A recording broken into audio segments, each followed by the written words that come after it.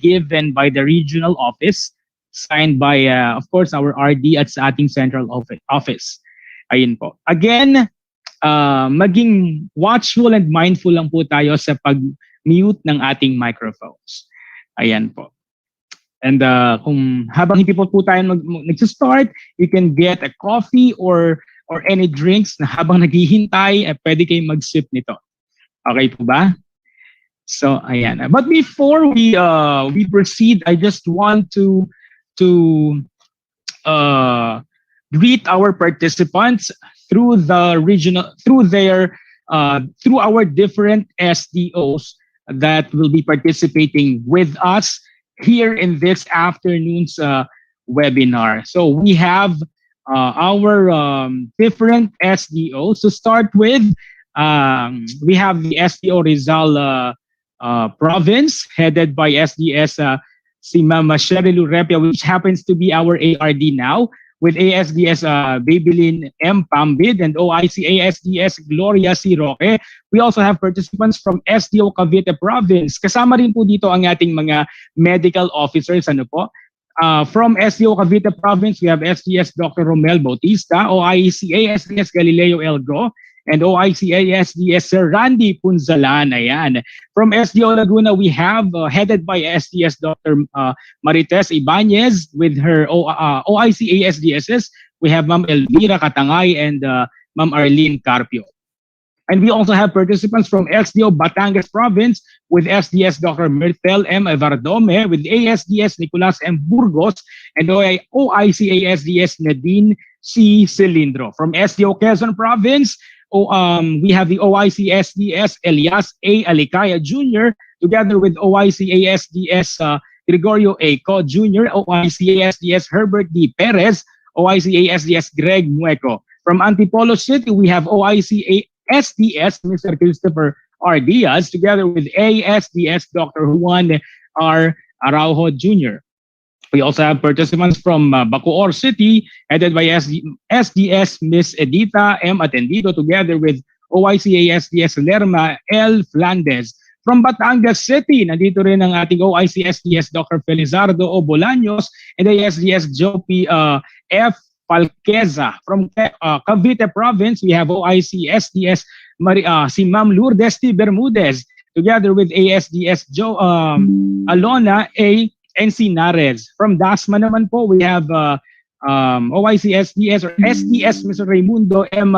Cantonhos, together with ASDS Bernadette T. Luna. From Imus City, we have our SDS Dr. Rosemary D. Torres, together with OIC ASDS Sir Ivan Bryan Indoctivo. From General Trias City naman, we have SDS Miss Doris DJ Estalilia, together with OIC ASDS Luwalhati O. Cadavedo. From San Pablo City, we have OIC SDS Miss Daisy Z. Miranda, together with OIC ASDS Sir Body Chester M. Repia. From Calamba City naman, syempre, our host for this afternoon, we have SDS Madam Susan Diel Oriviana, together with our OIC ASDS Sir JP Lopo. From Cabuyao City, we have SDS Dr. Herberto Jose D. Miranda, together with ASDS Sir Neil G. Angeles. From Santa Rosa naman po, we have SDS Dr. Manuela S. Tolentino, together with OIC ASDS Sir Ernesto D. Lindo. We also have participants from Binyan City, SDS Miss Edna F. Agustin, ASDS Edgardo B. Militante. Sa Tanawan naman po, we have OIC SDS Sir Rogelio F. Opulencia and OIC ASDS Ma'am Rina I. Silva. Sa mga Tagalipa naman, headed by OIC SDS Mr. Homer N. Mendoza and OIC ASDS Catherine V. Maranan. From Lucena City, OIC SDS Mr. Hermogenes M. Panganiban and OIC ASDS Philip B. Galiandez. And of course, from Tayaba City, we have OIC we have OIC Ma'am Rina I. Silva and OIC ASDS Sir Antonio F. Faustino. And we also have with us ang mga participants natin, syempre ang mga medical officers po ng ating regional office at sa kanya-kanyang mga SDO nandito rin po, kasama ng ating mga magagaling at masisipag mga doktor at dentista, pati na po ang ating mga masisipag at competent nurses sa kanya-kanyang mga STO. Good afternoon po sa ating lahat.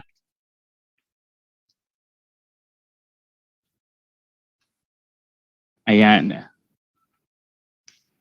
So patuloy pa rin po ang ating pagtanggap ng mga participants from this afternoon sa webinar tungkol po sa napaka-timely na topic about telehealth. Okay, time check po tayo. It's already 1:24 and we still have 6 minutes to go before we officially start this afternoon's webinar about telehealth. For now, just relax, sip some juice or wag naman sigurong kape kasi napakainit naman po ngayong hapong ito. Ano po? So, ayan po. We'll see you at 1:30 in the afternoon and sige po, relax po muna tayo ngayon dyan. Kung saan man po kayo naroon. Good afternoon!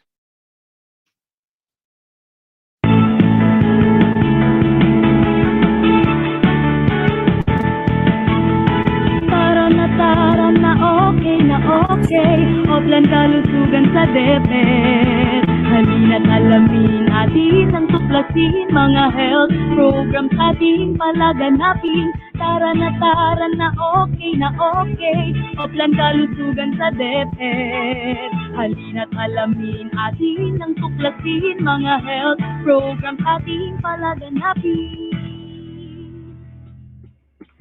School-based feeding program, ating pagsipahin. Gustong pagkain, ating ihahain, mga batang kulang sa timbang. Ating pakakainin ng Go, Grow, and Go. Adolescents' reproductive health ay gawing gabay at patnubay ng batang mausisa ay di maranasan. Ang early pregnancy ay maiiwasan. Kalusugan ay mahalaga sa edukasyon ng mga bata. Tayo na't mag-aisa, halina tayo sumama. And of course, for this afternoon, mga kasama, for this afternoon, ang napakahalaga din nating mga spearheads at mga bisita din ay kasama natin ngayong tanghaling ito sa pangunguna po ni Dr. Pearl Olivet Insa, our Region 4A Medical Officer 4, together with Dr. Annalisa T. Araujo, our Region 4A Dentist with Dr. Annalisa Araujo, our regional dentist for Calabarzon, Dentist 3. And of course, our ESSD Regional Chief, Ma'am Eduarda M. Zapanta. All right, time check tayo. It's already 1:26 in the afternoon. We still have 4 minutes to go before we officially start our webinar on telehealth via Zoom. Ayan, usong-uso na talaga ngayon ng virtual seminars, we call it as webinar, and sumasabay din syempre ang ating medical team dito sa ating webinar kasi alam naman natin nowadays, di ba, ang kalusugan natin is at risk of this COVID-19 virus. So napakahirap talaga ng physical setup. Katulad nga po sa klase, stop yung physical face-to-face setup. Ganun din sa pagpapa-check up, no? We adopted our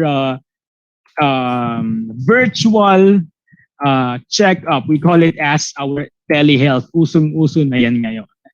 All right, time check again. It's 1:28 in the afternoon at we are about to start at 1:30.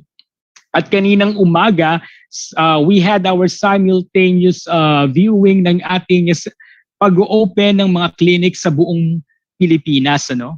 We have nakita ko doon yung mga napakamakabagong dental chairs. So nakakatuwa kasi we can already access so pag those medical equipment, no? Ayan, nakaka-excite ka para kapag nagsimula yung klase na face to face, 'di ba? Hindi na lang school ang makikita ng mga bata, kundi meron na rin magandang clinic na meron ng mga state of the art na mga medical equipment. All right. So that is a very, very good news sa ating lahat. Ano po? And I'm sure ang mga doctors natin, ang mga dentists natin at ang ating mga masisipag na nurses ay tuwang-tuwa din dahil sa medical equipment breakthrough na ito sa ating mga regions. All right? Ayan. So again, let me remind you of the following before we begin our webinar for this afternoon. First, please put your microphone on mute and turn on your video throughout the webinar. Secondly, please ensure that your screen always shows the slides and videos being presented. Thirdly, you may also have a pen and a paper with you for you to take down notes, those relevant information during the presentation. Fourthly, there will be a link of attendance which will be posted later in our chat box. So antabay lang po kayo so that you can open that link for you to fill in with your information para may attendance po. And of course, we will be also receiving certificate of attendance. This will be coming from our DepEd Region 4A Calabarzon sa ating regional office. All right, time check. It's already 1:30 in the afternoon.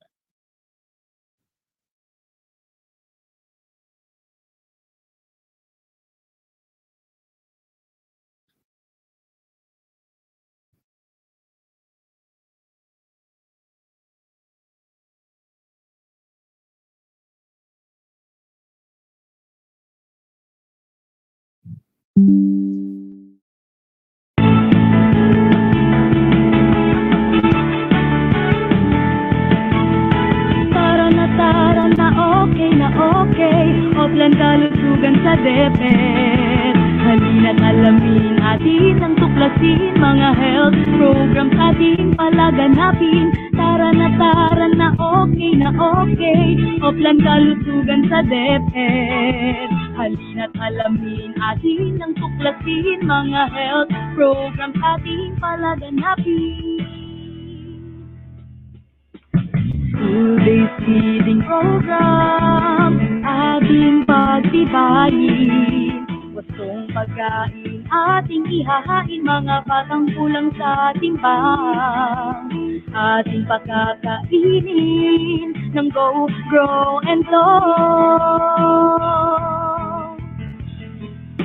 Adolescent reproductive health ay gawing gabay at patnubay ng batang mausisa ay di maranasan. Ang early pregnancy ay maiiwasan. Kalusugan ay mahalaga sa edukasyon ng mga bata. Tayo na pag-asa, halina tayo sumama. Tara na okay, Oplan kalusugan sa DepEd. Halina't alamin atin ang tuklasin, mga health programs ating palaganapin. Tara na okay, Oplan kalusugan sa DepEd. Halina't alamin atin ang tuklasin, mga health programs ating palaganapin. National Drug Education Program or NDE kung tawagin. Ito'y paigtingin, mga bisyo'y alisin. Sigarilyo at droga ay dapat nang puksain. Water sanitation and hygiene in schools, ating kompletuhin, 3 stars ay abutin. Malinis na tubig, segregated na toilet, group hand washing at may napkin na rin. Kalusugan ay mahalaga sa edukasyon ng mga bata. Tayo na pag-asa, halina tayo sumama. Tara tara na, okay na okay. Oplan kalusugan sa DepEd. Halina't alamin atin ang tuklasin, mga health programs ating palaganapin. Tara na, okay na okay. Okay.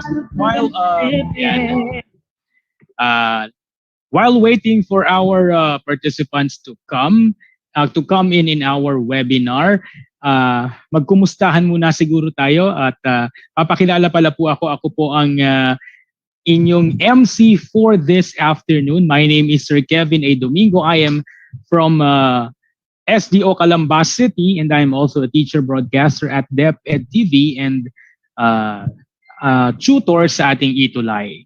I'm a science teacher po. And again, I'm very much honored to be your MC for this afternoon. All right. So while waiting again for our participants to come in our Zoom, naka-live din po tayo via official Facebook page.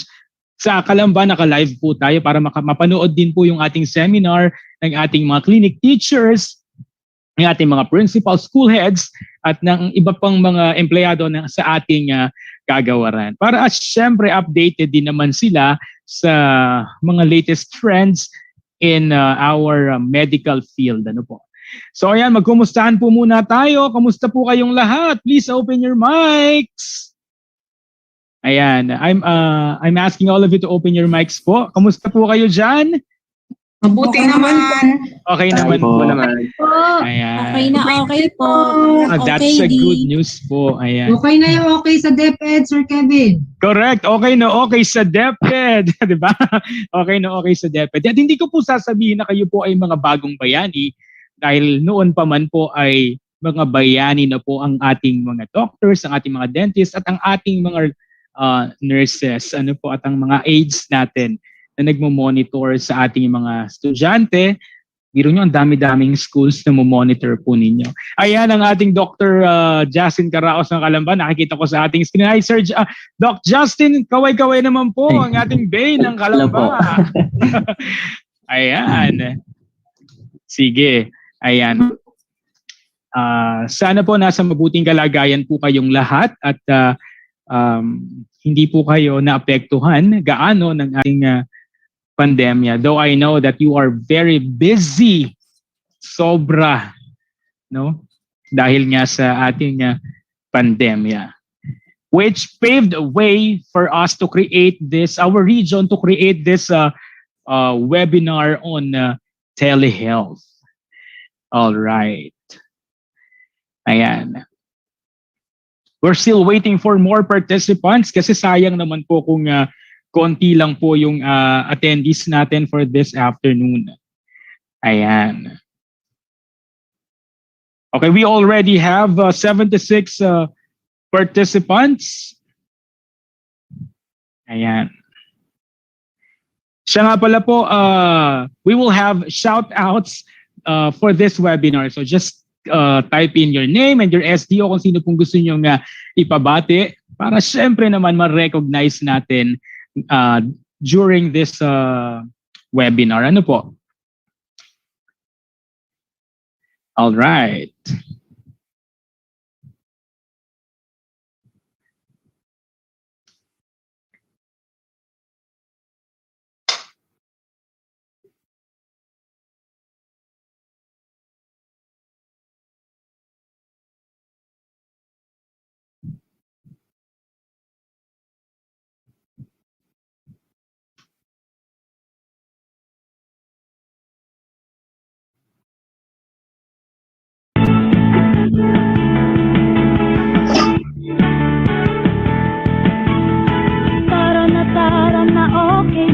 okay. Oplan kalusugan sa DepEd. Halina't alamin atin ang tuklasin, mga health programs ating palaganapin. Tara na okay na okay. Oplan kalusugan sa DepEd. Halina't alamin atin ang tuklasin, mga health programs ating palaganapin. School-based feeding program ating pagtibayin. Wastong pagkain ating ihahain, mga batang kulang sa timbang. Ating pakakainin ng Go, Grow, and Flow. Adolescents reproductive health ay gawing gabay at patnubay ng batang mausisa ay di maranasan. Ang early pregnancy ay maiiwasan. Ayan. All right. So, ladies and gentlemen, our health leaders in the different SDOs here in Region 4A Calabarzon. Good afternoon to all of you. My name is Sir Kevin A. Domingo from SDO Calamba City, and I will be your MC for this afternoon's endeavor. As part of the 1 week or One Health Week celebration with the theme Bayanihan para sa Kalusugan or Okay sa DepEd sa paaralan at sa tahanan, the Department of Education initiated by the Bureau of Learner Support Services School Health Division or the BLSSHD Region 4A Calabarzon through the SDO Calamba City School Health Section conducts the regional webinar on telehealth. This activity aims to support the initiative of One Health Week celebration to emphasize how partnerships for school health are essential to support the new school year that will remain under our new normal, or should I say better normal setup, and promote the region's or divisions' respective health and nutrition initiatives for schools and learners in their respective jurisdictions amid the pandemic. This activity is also live streamed via our DepEd Dayo Calamba City FB page. And as we start our webinar for this afternoon, let us have our Makabayan song. And after that, we will be led by Miss Christine for our prayer.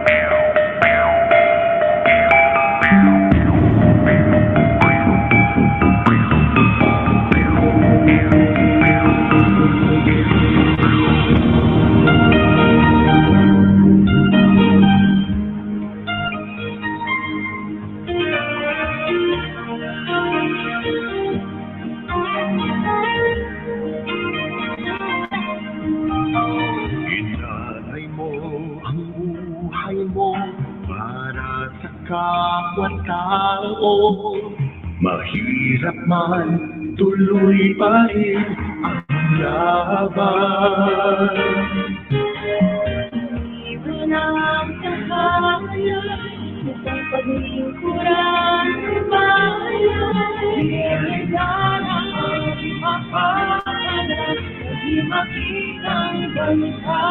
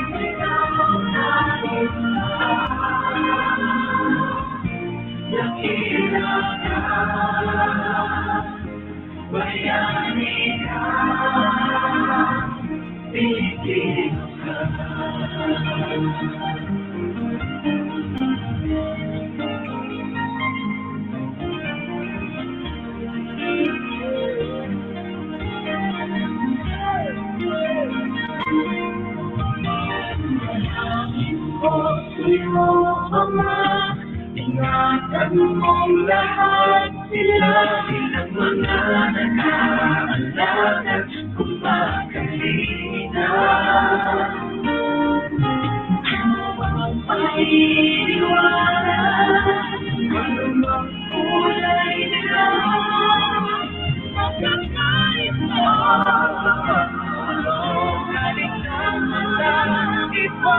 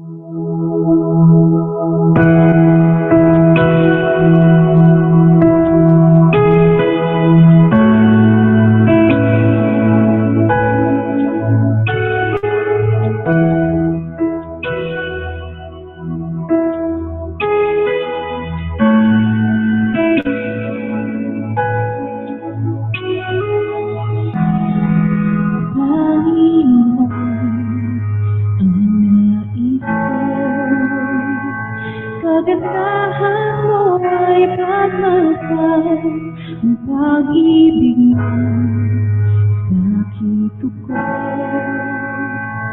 Kailan ay di pababayaan sa iyong laman.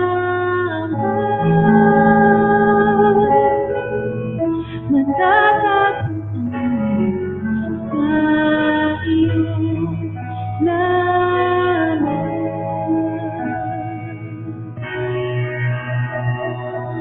Mananatili sa iyong piling at sasabihin sa dakong dilim. Mananatili sa iyong piling nang masusunod ka sa dakong dilim.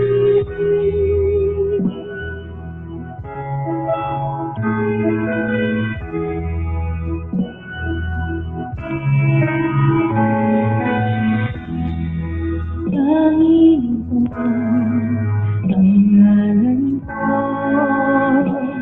ay kalinga at sandigan ko, di magbabago. Pangako mo,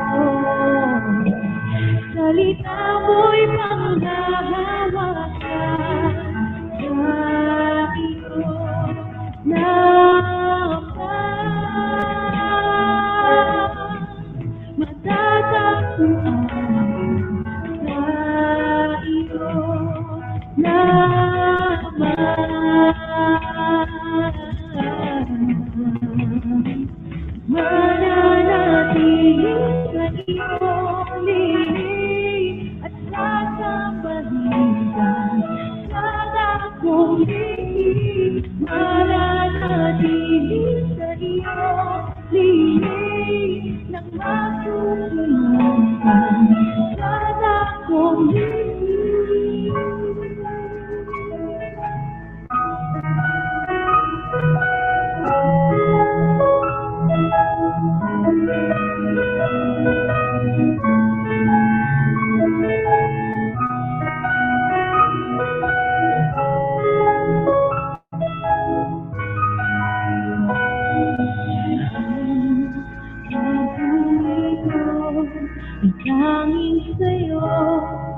sa'yo lamang iniaalay.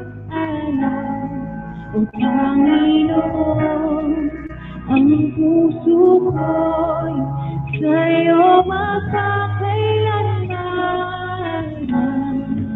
Papuri ko ang tanging sa'yo, sa'yo lamang iniaalay. O Panginoon, ang puso ko'y sa'yo magkakailanman. Mananatili sa iyong piling at sasabahin ka sa takong dinig. Mananatili sa iyong piling nang matutunan ka sa takong dinig. Mananatili sa iyong piling at sasabahin ka sa takong dinig. Mananatili sa iyong piling nang matutunan ka sa takong dinig.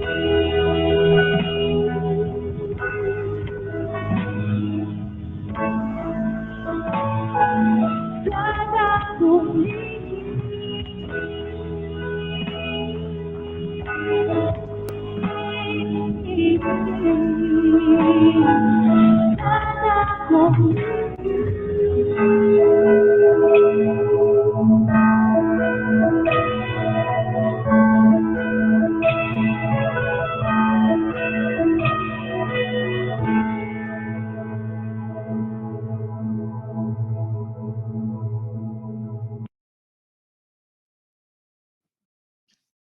Amen. Okay, ladies and gentlemen, I just want to have some announcement before we continue. Our Zoom link is still available kasi we have 500 participants supposed to be here in our Zoom. Pwede nyo pa po silang ipasa sa inyong mga clinic coordinators para po makapasok sila sa ating webinar for this afternoon. Though, meron din tayong live stream via our Facebook page. All right, sa hapong ito gusto ko lang pong i-shout out si Sir CJ Castillo and Doms Ayala of SDO Lucena City and Mariles Contreras of Tayabas City. Shout out po sa inyo from Nurse Cyril at saka sabi din ni Nurse Cyril, shout out din kay Sir Neil Evangelista of our regional office. Ayan, yan ang ating shout out for this afternoon. And as we continue this webinar, we will be welcomed by our very, very competent and masasabi kong napakasipag na Schools Division Superintendent in the Division of Calambas City. Ladies and gentlemen, please welcome Madam Susan D.L. Oribiana, our SDS in Calambas City. Take it away, ma'am. Thank you very much, Kevin. Maaasahan ka talaga kahit saan ka dalhin. Malagay ka sa classroom, malagay ka sa TV. Ngayon, hosting naman sa ating TeleHealth webinar. Good afternoon po sa lahat ng kasamahan natin ngayon sa pagsiservisyo. Higit sa lahat sa Health and Nutrition Unit ng bawat SDOs. Shout out, nakikigaya ako kay Kevin. Shout out tayo kay Dr. Poy, kay Dr. Araujo, at saka kay Dr. Eduarda Sapanta from the regional office. Welcome po. Welcome po kayo dito sa Calamba. And we are happy that we were given the opportunity to host this kind of webinar. Kahit saglit lang ay maging daan kami upang muling maipagpatuloy ang serbisyo ng Region 4A Calabarzon sa lahat ng ating mga kasamahan. Yun na lang po, konting dispensa ang hinihingi namin dahil dulot ng sitwasyon ngayon ay medyo hindi namin nagawa ito sa nais namin talaga na gawin na serbisyo sa inyong lahat. As you may notice, halos lahat kami ay nasa aming tahanan dahil sa ngayon po, ang sitwasyon sa DepEd Calamba, naka-lockdown po ang aming division office because we have a number of personnel na tested positive and the information was received late Friday. Kaya over the weekend, we were doing some adjustments para dito sa hosting natin na to. Supposed to be, we will be doing some live interface at natin gaganapin sa division office, but we were prevented by the circumstances. Nevertheless, sabi nga, patuloy ang ating pagbibigay ng serbisyo. Yung welcome ko sa inyo ngayon, may ginawa akong code para madali akong magsalita, and I nilagay ko doon isko. Sabi ko, hindi ko sinasabing si Isko ang iboboto kong presidente, hindi siya. Pero siya kasi yung pinakasikat sa ngayon na mayor. Siyempre after Mayor Duterte. Isko, ang tingin ko sa sitwasyon natin ngayon. Kasi iba ang kalagayan nating lahat ngayon. Sa kinasanayan natin, although with 1 year na na-experience natin ang ganitong sitwasyon ay medyo nasasanay na rin tayo sa ganito na we're doing seminars, we're doing activities na supposed to be ay magkakasama tayo pero we're just looking at the monitor of our computers or our cell phones or our laptops. So ganito po ang sitwasyon natin ngayon. Sa kabila nito ay serbisyo pa rin ang offered natin sa lahat ng ating mga kliyente. Hindi po tayo tumitigil sa pagbibigay ng serbisyo sa ating mga bata, sa ating mga guro. Sila man ay nasa tahanan or nasa paaralan. At sa K, syempre dapat kasama ka. Kasama ka sa pagbibigay serbisyo. Una, alagaan mo ang sarili mo. Kasi hindi ka makakapagbigay ng serbisyo kung hindi mo aalagaan ang sarili mo, kung hindi ka malusog, kung hindi ka safe. So, unang dapat tingnan pa rin ng bawat kasama natin sa Health and Nutrition Unit, sa ating mga clinic teachers, at sino man sa atin na naririto sa DepEd ay ang sarili ninyong kalusugan. Ito ang pinakamahalaga upang tayo ay makapagserbisyo. At yung last O ay okay ka pa rin sa DepEd. Ang inyong mga programa sa anumang paraan ating ilulunsad, ating gagawin dahil gusto natin hindi lang tayo ang safe, kundi safe din ang ating mga kasamahan. At kayo sa Health and Nutrition Unit, kayo ang unang-una, kayo ang frontliners namin sa DepEd. Kayo ang unang-una na titingin sa kapakanan, hindi lamang ng sarili, kundi sa kapakanan ng lahat ng pinagsiservisyohan natin.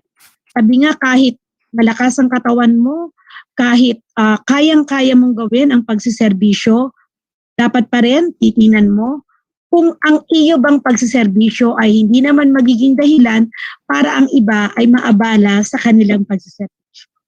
So para po sa inyong lahat, muli isang magandang hapon at okay na okay tayo sa DepEd. Salamat po.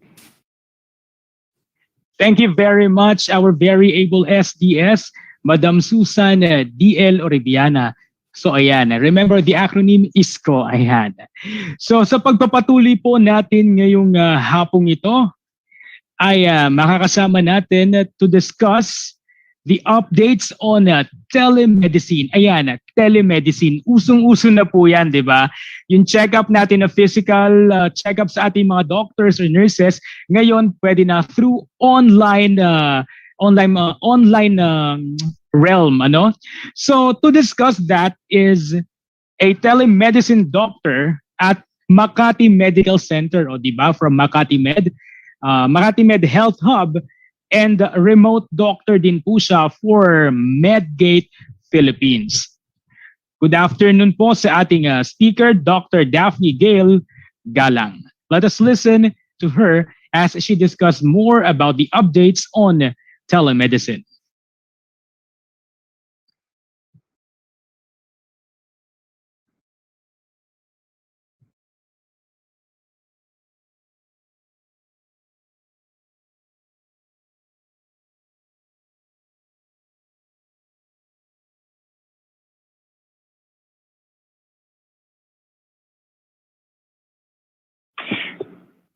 Good day, everyone. I am Daphne Gail Galang, and today I will be talking to you about telemedicine. So, I am a telemedicine doctor for Makati Medical Center Health Hub. We optimize telehealth to take care of COVID 19 patients. I am a remote doctor for MedGate Philippines, and I do telemedicine for my private practice as an endocrinologist at Doc Gale Endocrinologist Online. So the objectives for this talk would be to define what is telemedicine, to identify the advantages and disadvantages of telemedicine, to learn to administer a virtual physical examination. Let us start. What is telemedicine? Telemedicine is medical care provided from a distance. It can be done through a video call, through a telephone call, or text messaging, or Facebook Messenger. Doing telemedicine through video calls has many advantages. One would be that you will be able to conduct a virtual physical exam because you can see the patient. You can also see the environment of the patient and get helpful clues regarding factors that contribute to the symptoms of the patient. One disadvantage of doing video calls would be the requirement for good internet connection. There are many Filipinos found in rural areas with poor internet connection, making it hard to consult. Another is that it requires techie apps, and many senior citizens have trouble using technology. Another way of conducting telemedicine is through a telephone call. At least, using this, you do not need an internet. However, the physical examination will be limited and you will rely on what the patient says and not with your own eyes. Text messaging or Facebook Messenger is another option. This is not recommended from a medical legal standpoint. The patient can readily take a screenshot of the conversation and it can be posted through social media. And we all know that can be a lot of trouble. So we really don't recommend this. So why telemedicine? There is a boom in telemedicine because of the COVID-19 pandemic. One is because of its convenience. There is less waiting time for patients. Sometimes doctors in clinics will have long queues for patients, and with telemedicine, patients don't have to wait for 1 hour outside the doctor's clinics anymore. They can just stay at home, do their thing while waiting for the appointment. There would be no transportation costs, no time lost commuting, and there's no need to be absent to have an appointment with a doctor. Next is that there is no risk for infection, and this is why telemedicine is very helpful during the pandemic. It is more flexible, it can reduce the doctor's shortage, provide support for the rural areas. For example, what do I mean by this? For example, in rural areas, there might not be a lot of specialists as they might be found in other areas concentrated in more urbanized areas in the Philippines. With telemedicine, you can see consult with an infectious disease doctor who might be based in Manila, a cardiologist who might be based in Cebu. So telemedicine makes these doctors very accessible. I also placed here that there is a potential for better care. So there is a potential for a better patient and doctor relationship. Since you are at home and you visually welcome the doctor at home, it could mean personal a more personal care than a clinic consult. I also wrote here more affordable care on the patient side. As I said, less transportation costs, no need to be absent at work when seeing a doctor. So there are patients who have no work, no pay, so they don't have to be absent at work. Now, what are the bad things about telemedicine or the disadvantages of telemedicine? So, number one is that assessment could be limited, but I think that we can do things to get more information, and that is what this talk is for. Next would be the privacy issues. For example, you have a patient complaining of rash and it is found in a private area. Now, you really have to protect the privacy of your patient. You have to conduct your telemedicine in a private space and not with many people passing through. And if possible, you have to lock the door, okay? Don't conduct telemedicine while doing the grocery. Don't conduct telemedicine while in the jeepney. Protect patient privacy. Next would be excessive consultation. This is true, especially if you are using platforms where the patient can reach you 24/7. For example, during the start of my practice, I use Facebook Messenger to call patients. And they end up messaging me after 3 days, after 5 days, out of office hours during a Sunday. Now imagine if you have 10 patients doing that. It can be very overwhelming for the healthcare provider and it can burn you out. So my tip is that do not give out your personal number.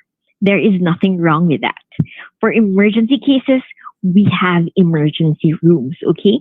Take care of your mental health during this pandemic, okay? Next would be technical.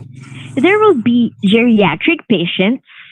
So, geriatric patients who will tell you, Doc, I am not techie. Doc, I don't know how to Zoom. Doc, I don't know how to use Facebook Messenger.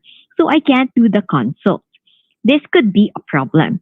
In fact, there are many patients in the older generation who would really want to rather just have a face to face consult. So, what are the scenarios that make telemedicine so helpful during this pandemic, especially at this time of COVID-19? So, number one, if you have a patient with mild respiratory symptoms and needs evaluation, but has been told not to go to the ER. So, here, especially, we have our ER capacity full. And then, if you are a COVID-19 patient who presents with very mild symptoms, the doctor will ask you to go home, ask you to wait, because there are patients requiring more urgent needs. So telemedicine can be done with these patients since they only have mild symptoms, so they can just do their consult through telemedicine.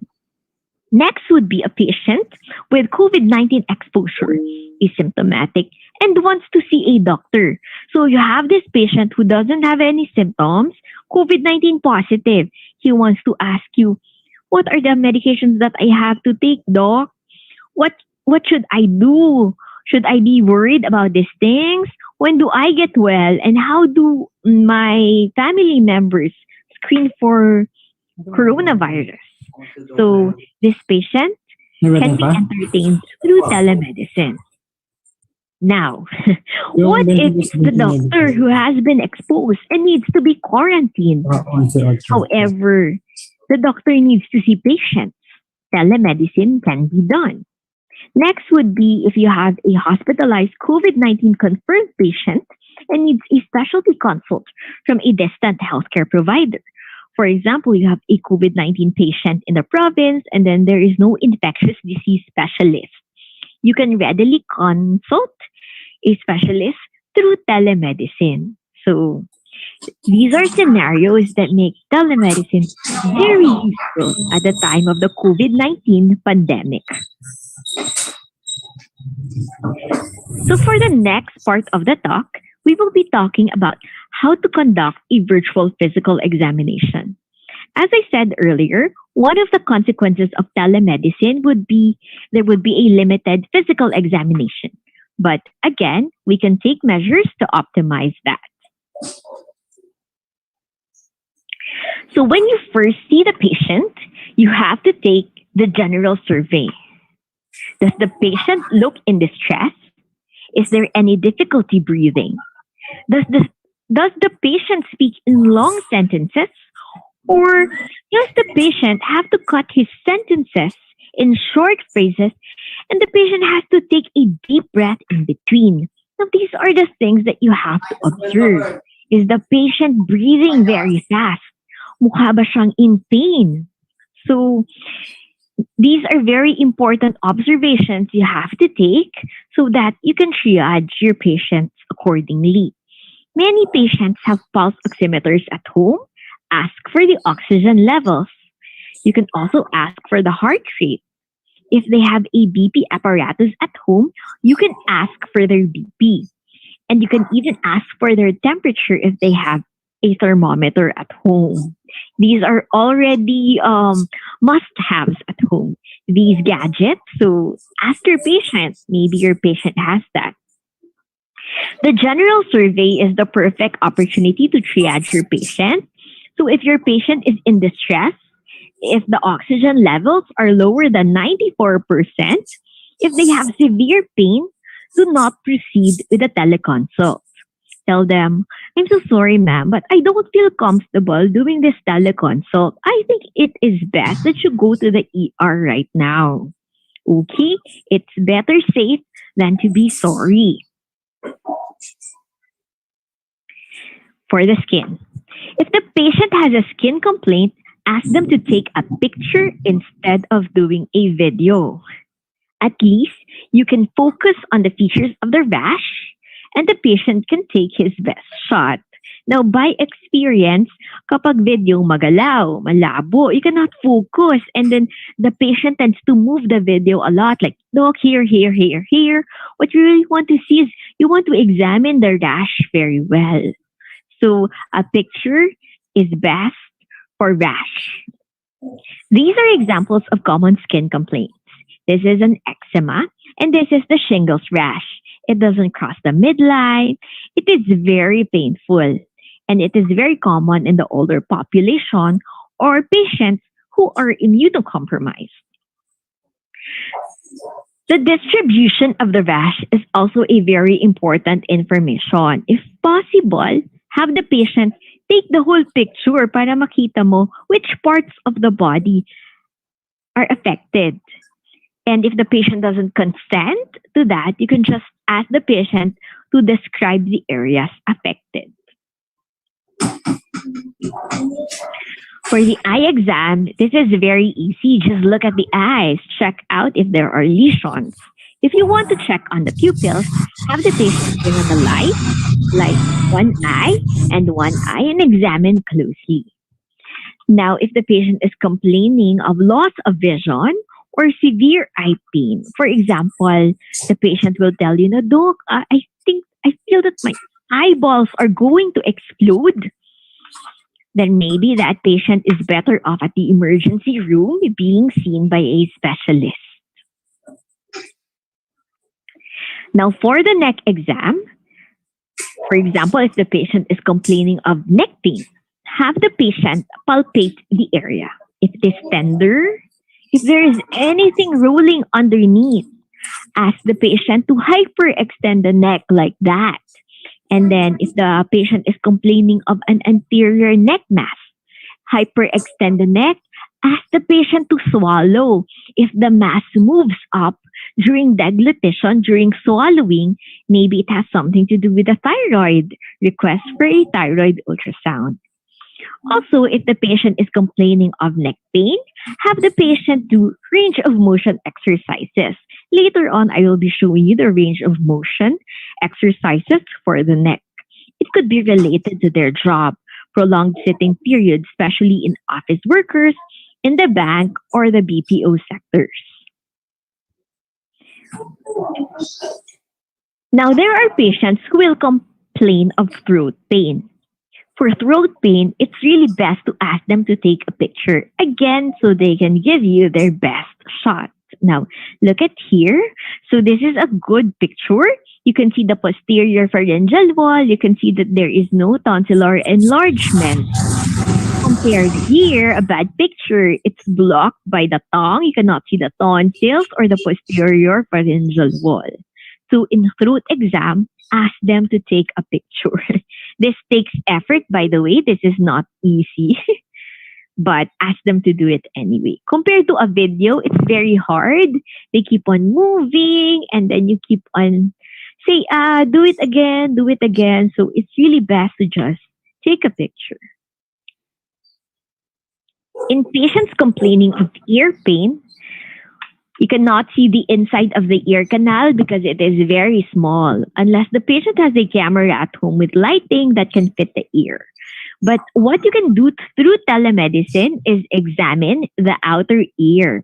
Have the patient palpate it. If it is tender, you can look if there is ear discharge, if there is redness. So those are the things about the ear that you can examine.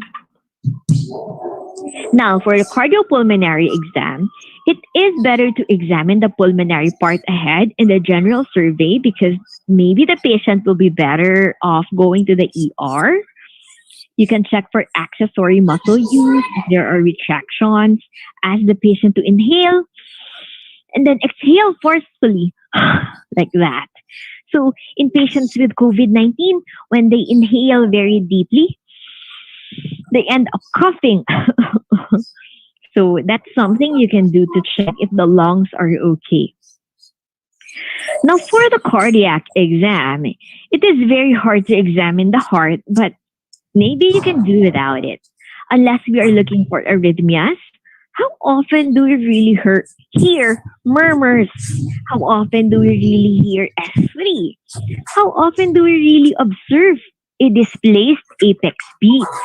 So maybe they can do without a cardiac exam. If the patient has a BP app, ask the patient to take it for you. You can also check for distended neck veins, look for signs of heart failure. Ask the patient to check the legs for edema. How often do you really observe a displaced for the abdominal exam? There are those who complain of abdominal pain. What you should do is you should ask them to stick out their index finger and using that finger, point out the location of the abdominal pain. The location of the abdominal pain can tell us the cause. It can give us a lot of information about the cause. Pain in the epigastric area, if it is here, can be due to this condition.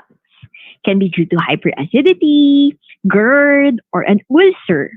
Pain in the right lower quadrant can be caused by acute appendicitis or something to do with the ovulation, the Mittelschmerz, or something to do with the ovaries. For example, ask your patient, could there be any possibility of an ectopic pregnancy, urinary tract infection? Ask the patient to palpate the area. Ask the patient to press it if it is painful. And then which one is worse? If you press it hard or when you release? If there is more pain during release of the pressure, it might signal an acute abdomen. Sometimes you can judge acute abdomen by just the face of the patient. If the patient is smiling, laughing, and relaxed, it might not be an acute abdomen. But if the patient is very sick, looks pale, looks in pain, you better advise them to go to the ER. If you are not sure, advise them to go to the ER anyway. Always remember that always tell your patient that if the pain does not go away despite the medications that you prescribe, go to the doctor, go to the ER. For the musculoskeletal exam, during the pandemic, many teachers will complain of muscle pain. A lot of teachers spend a lot of time sitting down doing their lesson plan. And there are also those conducting virtual classes, spending hours and hours in front of the computer. It'll take a toll on their neck and their back. So this is a very important part of the physical examination, especially for teachers. So you can see here, patient complaining of foot pain. Now ask the patient to move the joint. Ask the patient to walk. Is it painful? Can the patient still walk? As you can see here, ask the patient to press. Lumulubog ba ang finger? Does it look swollen, maga? So this could be gout or septic arthritis. Ask the patient also of their pre-existing illness. Baka naman matagal na sila ang may mataas na uric acid and this is an acute attack of gout. Now, if they complain of neck pain, ask them to do the range of motion exercises. Go up, down, to the sides, and then to the side, and to the side. A lot of them would have arthritis of the neck or cervical spondylosis. And it would really help to interrupt every 30 minutes of sitting down by standing up for 5 minutes to help relax the neck muscles. Those complaining of shoulder pain, ask them also to do the range of motion exercises for the shoulders. Have them raise their shoulders to the sides and up, extend the hands to the front and then to the back. Ask them to try to extend their hand to the back like this, like trying to unhook their bra. And then let the left arm reach the right arm like this and then vice versa also to check the entire range of motion for the shoulder. Now, a lot of teachers will also complain of low back pain, again, from sitting long hours. Doc, masakit ang likod ko, dito, dito. So, it's important that we do a sensory and motor exam. For the motor exam, first we check for L4. So, here in the picture, there is a doctor. You can't do that. Remember, this is a teleconsult. So, the patient is alone. So, ask the patient to kick hard. That's to test for L4 strength. Okay? Let the patient bend the knee and then kick out. Now ask them if they have a hard time doing this. Next, also ask the patient to walk on their heels. So ask them to walk on their heels while you watch. And then to test for S1, let the patient walk on their toes. So this is how to do a motor exam for low back pain. Also do a sensory exam.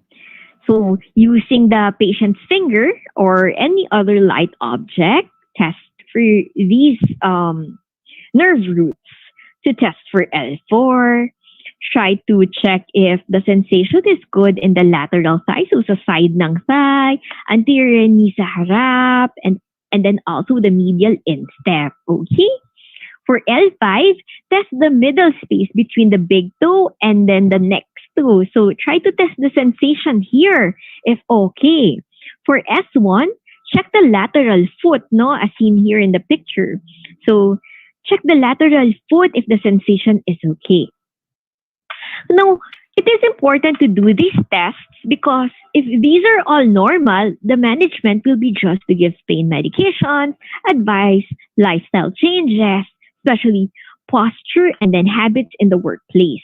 Taking frequent breaks, not sitting for too long, get a better chair that supports the back. However, if any of these tests are abnormal, you found either a motor or a sensory abnormality, the patient might need an MRI of the back and a specialty consult with an ortho doctor, with a spine doctor. So the orthopedic doctor. Next, there are certain situations wherein you have to conduct a neurological exam. So for example, you have a patient na natumba, hit her head, or a patient who has a very elevated blood pressure. And before bringing down the blood pressure, you have to take the neuro exam, making sure that you're not dealing with a stroke. So these are the cranial nerves. This is how to test for the cranial nerves. For the cranial nerve 1, it is rarely tested. This is the olfactory nerve. Just ask the patient if he can smell. For cranial nerve 2, The visual field test, ask the patient to read a sentence, cover the left eye, ask the patient to read the sentence again, cover the right eye, ask the patient to read it. So if the visual fields are okay, so cranial nerve 2 is intact. For cranial nerves 3, 4, and 6, these are testing the extraocular muscles. So ask the patient to move the eyes, move the eye, look up, look down, look to the side right, look to the left up, and then also diagonally.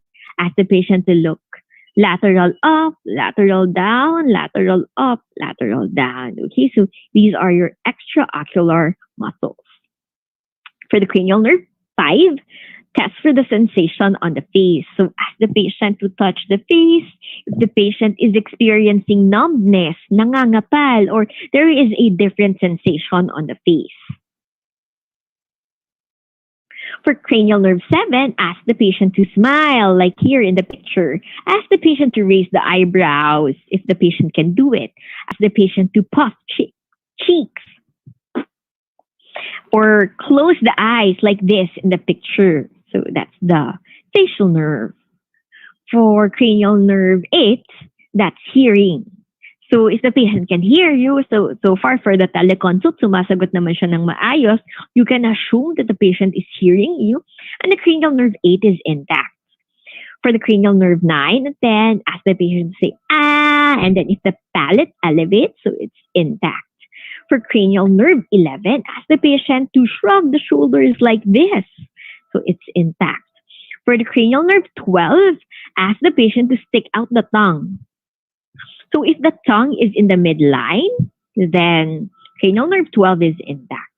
So here you can see that the tongue is deviating to the right. Okay, so it might be dealing with a stroke. So you better have the patient go to the ER to have a CT scan done. Now that is just the cranial nerves. You also have to test for the muscles. So in the clinic, we test for the muscles 1 to 5. So we test for the strength of the muscles. We have them move against resistance. So for the teleconsult, you can ask the patient to raise the arm and hold it for 5 seconds. So you have a 5-second arm raise. If the patient has an object nearby, you can ask him to grip it and see how strong the grip is. To check for leg muscle strength, you can ask the patient to do jump squat. Be careful ha, if the patient is very old and you try to do this at home, baka naman matumba siya. That's more trouble. So ask the patient to jump squat and then see how strong the leg muscles of the patient are. And then this is another maneuver that we can do. This is what we call the pronator drift. So what you ask the patient is put the arms out, palms facing up, and ask the patient to close the eyes. You can see that the weaker arm, it will deviate. No, it cannot sustain this position. It will start to rotate. So that's what we call the pronator drift. So this is the weaker muscle. So it tends to rotate.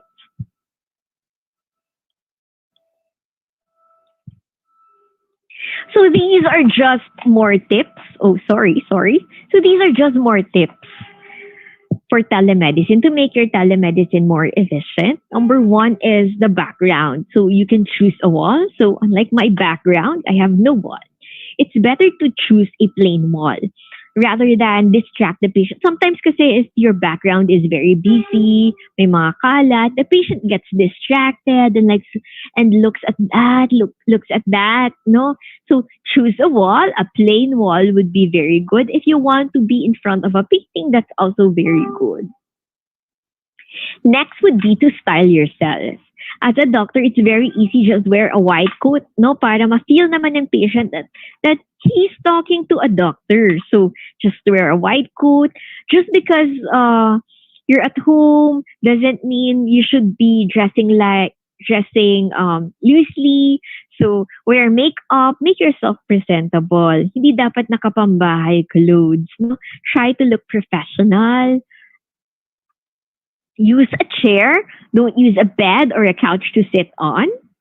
So again, para may vibes that you're in the clinic, and then it will also allow information sharing for the patient's part. Next would be invest on a good audio. So if you have really bad audio, sometimes it's difficult to hear a patient, and it's also very difficult to convey information to a patient. So a good audio is an investment. Next would be to pay attention to lighting. Now, the best lighting would be beside a window. So the natural light can come in and the room is brightly lit. So pay attention to your lighting. During the nighttime, you can also have artificial light. So they are already selling a lot of vanity light, teleconsult light. So try to buy that one. I have one here, and then I have here my light also. And then another helpful tip would be to look at the camera and try to make eye contact first with the patient. So sometimes the camera is here and the patient, you can see the patient here below your screen. So try not to look at the screen first and try to look at the camera and establish eye contact with the patient. So that it feels like you are listening intently to the patient. So that is another tip to make a successful teleconsult. So thank you very much. I think so that's it. I hope you learned a lot from my talk, and then good luck to you all for all your teleconsults. So if you have any questions, you can just email me and I will answer them if I have any time. If I have time, okay? During my free time. Thank you very much for your kind attention.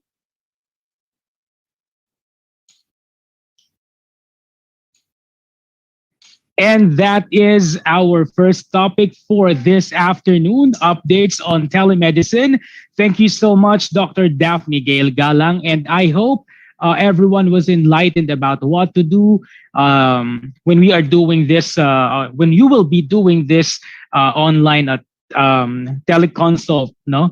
So medyo bago ito sa atin ngayon. But we look forward na masasanay din tayo dito at everything will be okay. All right, so let's get going. We will have another talk for this afternoon's webinar. And this time, it will be coming from the Regional Oral Health Program Manager of the Department of Education, Center for Health Development of Region 4A. No? And of course, the topic that will be given to us will be the updates on teledentistry. Ladies and gentlemen, it's my honor to call in our speaker for this topic, no other than Dr. Edwina J. Go.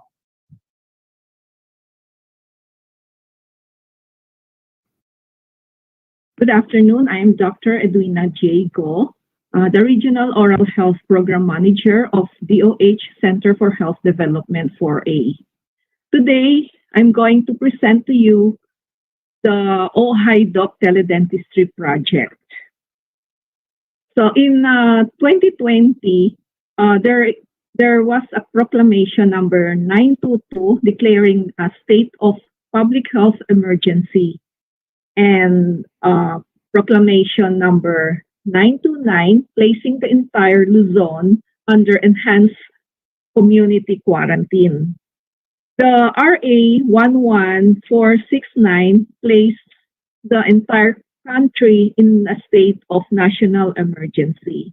So the Center for Health Development 4A unit conducted teledentistry to provide oral health needs to the hard-to-reach, far-flung areas, as well as those in need of oral health emergencies. We call this the OHIDOC, which stands for the Oral Health Initiative for Dental Online Consultation.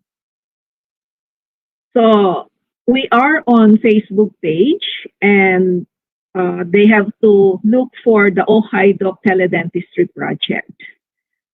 So the background is to provide oral health dental consultations through a social dental application.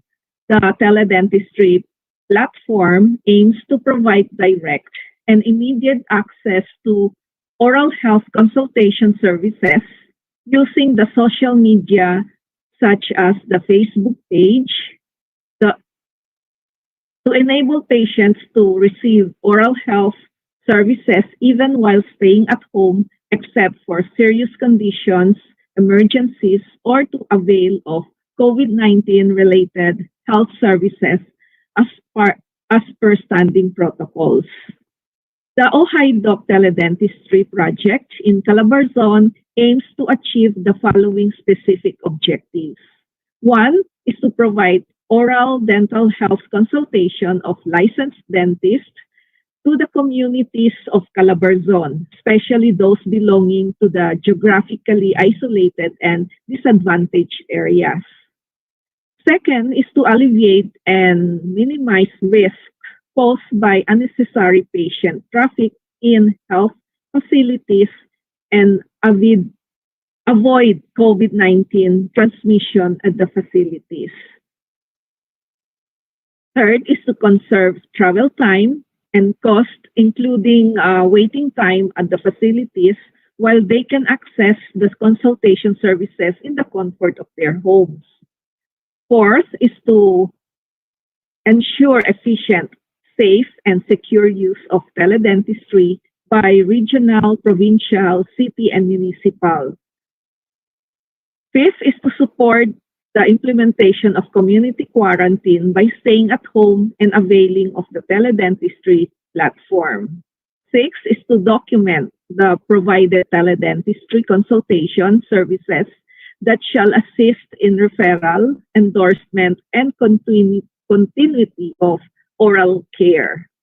Seven is to connect with HIDU, the Health Accessibility and Innovation Development Unit, for inclusion and merging of OHIDOC Teledentistry Project with the HIDOC Telemedicine Project. All patients seeking oral health consultation and treatment during the COVID-19 health situation, especially oral health emergencies. All public and private regional, provincial, city, and municipal level oral health care providers will attend to all patients who seek teledentistry consultation. The OHIDOC Teledentistry Project works by utilizing a live video where a patient can access to the licensed dentist in the area. The dentist can talk to the patients in real time and can give oral health advice as well as first aid home remedy. The use of mobile oral health can be accessed by posting the mobile numbers of the dentist. The Facebook page can also be accessed by the patients of Calabarzon. This will be done during office hours, Mondays to Fridays from 8 a.m. to 5 p.m. We have the Facebook page and they can look for the Oral Health Unit DOH CHD Calabarzon and they can find the OHIDOC Teledentistry Project of Calabarzon. So we also have several infographics and these are some of the examples. So there will be 7 regional dentists and 6 provincial dentists to attend to all the oral health teledentistry consultation at the region and at the province. The city and municipal dentists can also attend to the need of the patients in their area of jurisdiction. They can refer the patient to the provincial dentist assigned on duty. Maximum of 10 patients will be attended per day per dentist. Registration, triaging, and informed consent shall be done online using a link at the Facebook page. And this is the Tagalog version of how the consultation is done. The patients can message privately to the dentist on duty to proceed with the teleconsultation. The city and municipal dentist will attend to the teleconsultation on the oral health by providing the mobile numbers to the patients. All information shall be recorded using the individual treatment record, the ITR, and later transferred to the Electronic Field Health Services Information System, or the FHSIS. The project is limited to primary healthcare, outpatient services, and what can be done via remote instruction to the patients. And we're going to watch a short video on the 7-step-by-step procedure of the OHI doc. Hello and welcome to OHI doc. What is OHI doc? It means Oral Health Access Innovation of Dentist offering online consultation.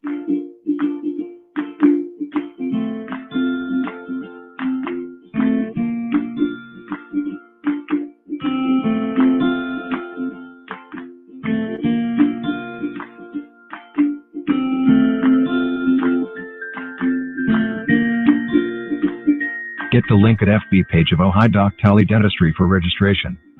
You can also get the link at the health centers, hospitals, and nearest health facilities.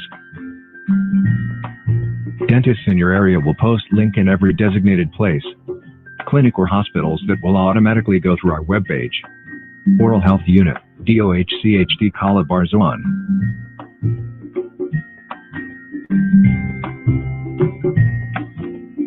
All patients seeking consultation will register using the link provided and click submit so that it will be prompted to our webpage at Facebook. The regional dentist on duty will check the record as to what province the patient came from. Hello, I am from Laguna. I need help. Good day. I am Dr. O, a regional dentist. Hi, this is the provincial dentist. Hi, how can I help?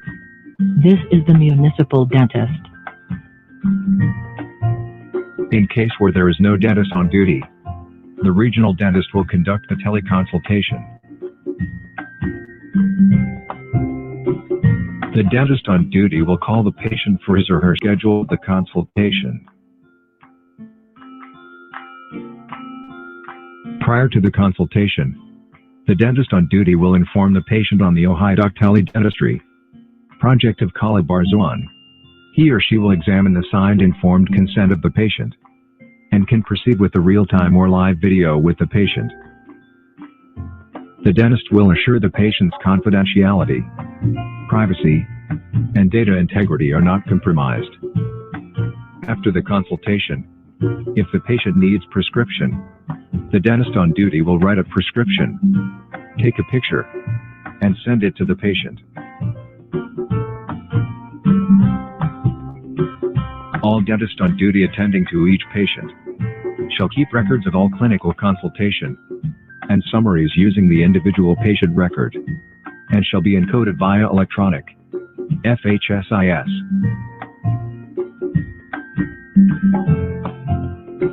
In case there are emergencies that need special care or surgery, the dentist on duty will refer the patient to the nearest hospital. The dentist shall issue a referral form to the patient via web imaging. Teledentistry project is one platform that can be used to reach all individuals who seek oral health needs.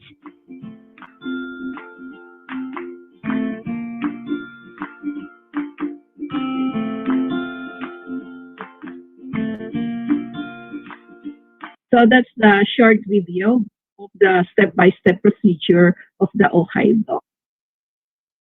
So this is the individual patient treatment record. This is an official record of DOH. So verbal consent, waiver, or online informed consent and response shall be obtained from the patient prior to the consultation service. Google Doc form for informed consent shall be used by all patients who register. and the use of the Data Privacy Act of 2012 shall be observed also. Patients shall also be advised that capturing of photos or screenshots shall be limited to their personal use for the protection of our dentists under the Revised Penal Code Act number 3815 and the Cybercrime Prevention Act of 2012 RA 10175. So this is our oral health consent form. We have the COVID risk assessment, the oral diagnosis, oral health education, and we have the privacy policy attached to the consent. So this is the form for those patients who cannot access the Google Docs. Then we have the prescription. So the registration and consultation procedures are posted in the social media application, the Facebook page. The regional dentist shall respond to the registration made by the patients via private message for their online schedule. Triaging shall be made by the regional, provincial, city, municipal dentist on duty. Maximum of 10 patients shall be accommodated and catered per dentist per day on duty. Regional dentists may also refer the consultation to the provincial dentist on duty where that patient resides. The public health dentist may also refer the patients to the nearest municipality or city where the patients or caregiver resides. And patients in line shall be prompted. The line is open for communication and they also have to answer the patient's consent Google Docs form before the consultation. The dentist on duty will brief the patient about the OHI Doc teledentistry procedure, such as consultation will be conducted via social media, the audio and or video consultation with the dentist. Prescription and referral forms will be filled out by the dentist on duty. It will be scanned or photographed and sent to the patients using the same communication platform as a private message. The e-prescription shall adhere to FDA Circular Number 2020-007, the guidelines in the implementation, the use of electronic means of prescription of drugs for the benefit of individuals vulnerable to COVID-19.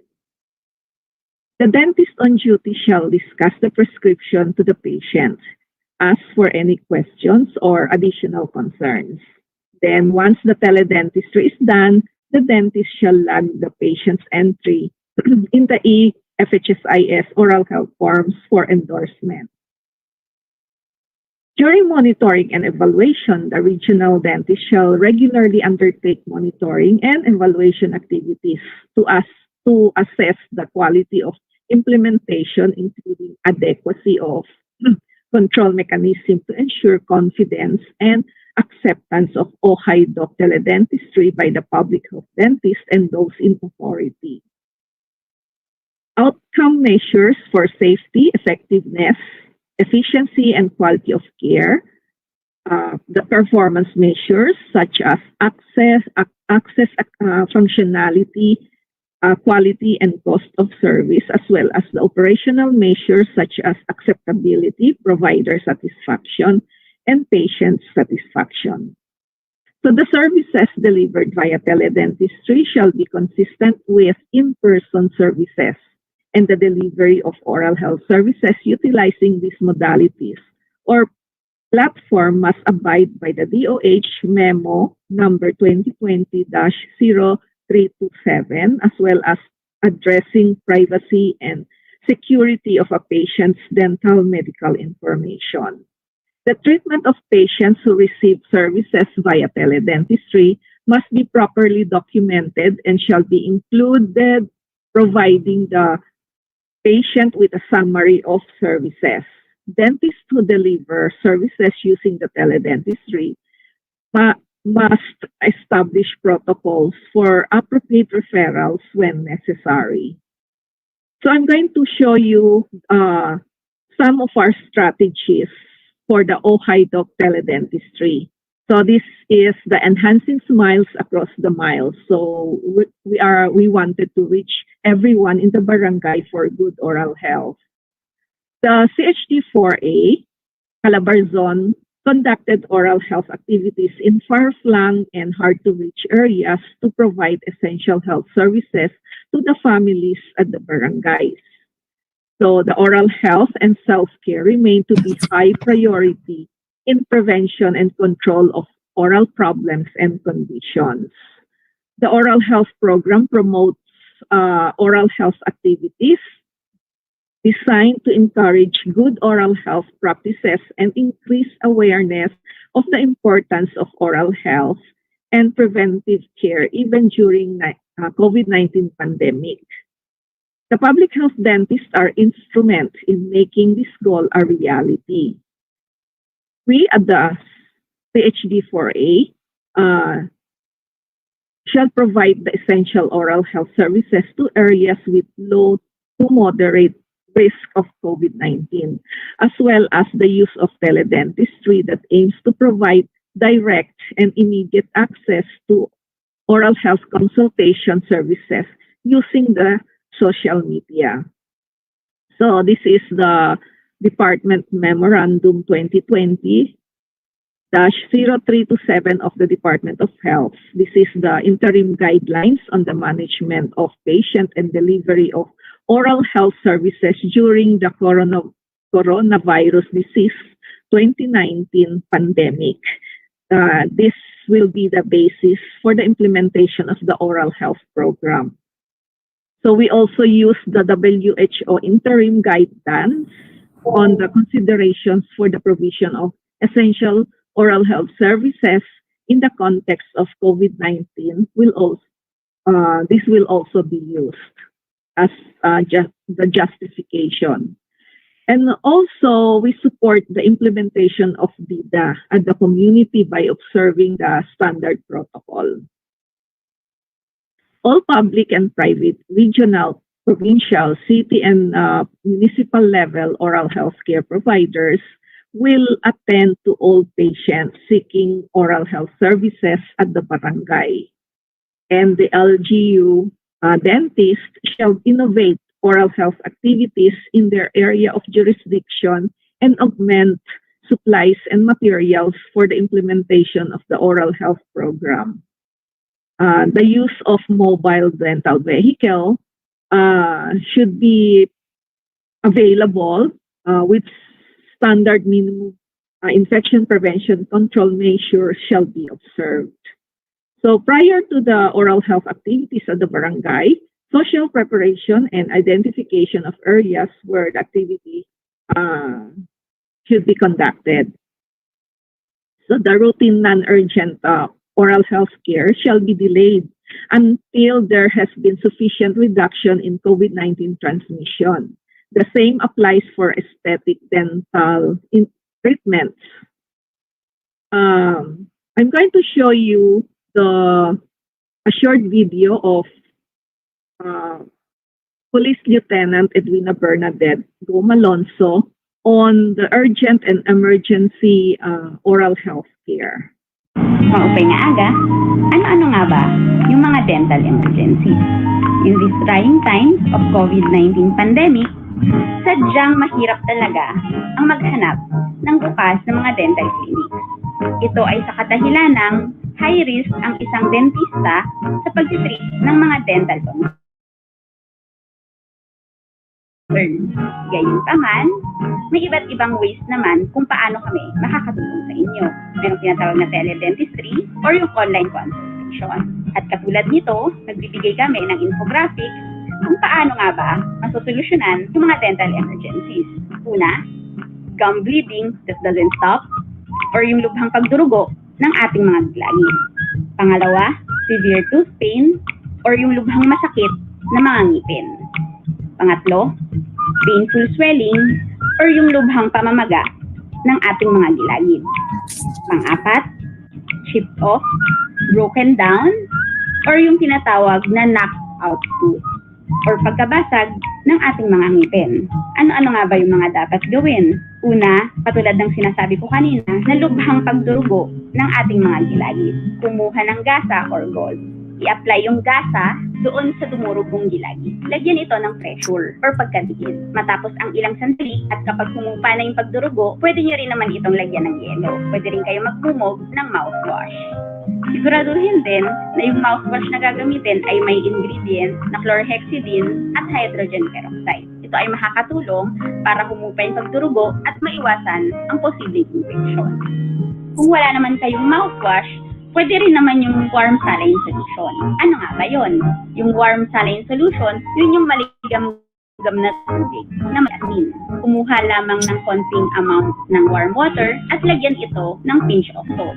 Makakatulong ito upang ma-reduce yung kalat ng bakterya at sa healing process. Bukod doon, kung ang ginagamit ninyong sipilyo ay yung hard bristle, mangyari lamang palitan na ito. Ano nga ba yung dapat? Yun ay ang tinatawag na soft bristle. Gamit ang soft bristle toothbrush, dahan-dahan lamang magsipilyo. Iwasan muna ang malalansang pagkain para makaiwas sa posibleng pagka-irritate nung bleeding gums or yung gums na may sugat. Kapag kasi ito ay na-irritate, posible ang pamamaga. Kung sakali man na hindi talaga huminto ang pagdurugo, mangyari lamang na tumawag na sa inyong dentista.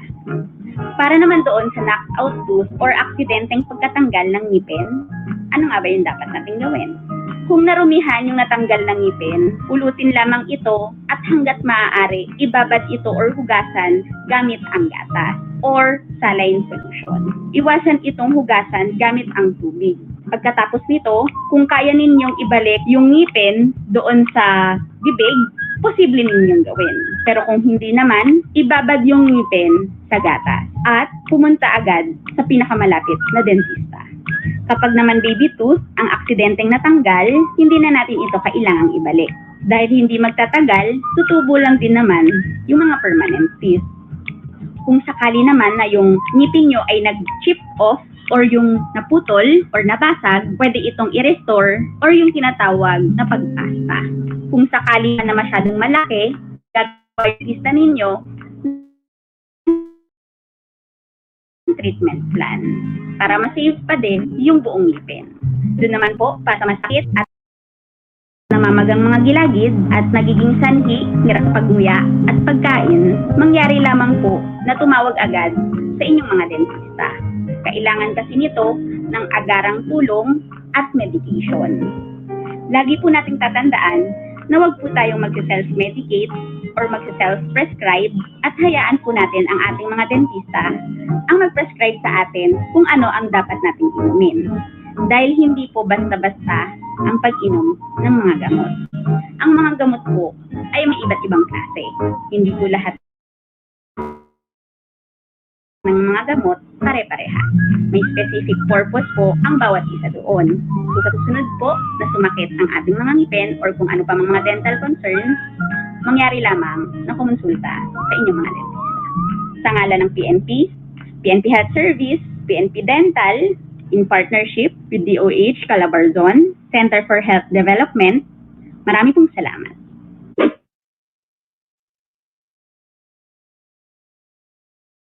Okay, thank you very much. So on behalf of our regional director, Dr. Eduardo C. Hanairo, I would like to thank you for supporting the teledentistry project.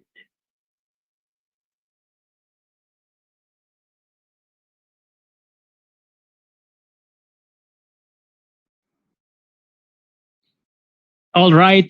Thank you very much po to our second speaker for this afternoon that she talked about the updates on teledentistry. So hindi lang telemedicine ang meron tayo ngayon, kundi kaagapay din natin ang teledentistry. Thank you so much, Dr. Edwina Jago, the Regional Oral Health Program Manager of DOH Center for Health Development of the Region 4A, Calabarzon. Ayan, syempre mag-shoutout muna tayo ngayon bago tayo magpatuloy. Shoutout kay Nurse Cindy ng SDO Binyan. Hi, ma'am. Ayan. And also, magra-random shoutout tayo ngayon no, bago tayo magpatuloy. Hi, good afternoon. Watching from Turbina Elementary School, SDO Calamba City. From Ma'am Malu Rosales. Hi, Ma'am Malu. And also good afternoon po. Watching from SDO Calamba City from Medellin Malabanan Aguilon from Pastoral VR National High School. Hi there, ma'am. Ito naman po, meron tayo ditong taga Zamboanga City Division. Good afternoon. Watching from John Spriggs Senior Memorial Elementary School, Zamboanga City Division, si Taz Abirin. At saka meron din tayo dito from Ma'am Marlene Banasan Elgaran. Good afternoon from Cecilio M. Saliba Elementary School, SDO General Trias City. Ayan, meron din po tayo ngayon from SDO Antipolo, si Ma'am Elisa Lamsen Matias. Good afternoon po. Watching from SDO Antipolo, Dalig Elementary School, District 2B. Ayan, meron din po tayo sa from Baby Concepcion Herradura. Oka, good afternoon po from SDO Laguna, Victoria District, San Francisco Elementary School. Ayan, nakatutok din si Ma'am Shelin Ceciliano Caballero. Good afternoon. Watching from Mamatid Elementary School, Grade 2 from Cabuyao, Laguna. And also from Rodora Murillo Nova, watching from ABS-NHS from Calambas City. Hello po sa inyo dyan. Good afternoon po. And I hope you are, I know that you are catching up a lot from this telemedicine and the teledentistry, no? Kasi napaka informative talaga ng mga inputs na binigay sa atin ng mga guest doctors natin. Ayan. So, without any further ado, let's continue this webinar about another very important or equally important topic that we have to know. Kasi pwedeng mangyari sa bahay natin yung mga accidents, na hindi naman natin inaasahan. Kaya it is important that we will be informed on the things that we have to know and the things that we have to do. So this afternoon, we will be having a training on first aid na ibibigay po sa atin ng Program Manager of Violence and Injury Prevention Program of the Department of Health. Ladies and gentlemen, it is my honor to present to you our third speaker for this webinar on telehealth. Ladies and gentlemen, please welcome Dr. Ann Isabel Gonzalez Andres. So, good afternoon po sa lahat. Ako po si Dr. Rawaisa Andres, ang Program Manager po ng Violence and Injury Prevention Program ng Department of Health.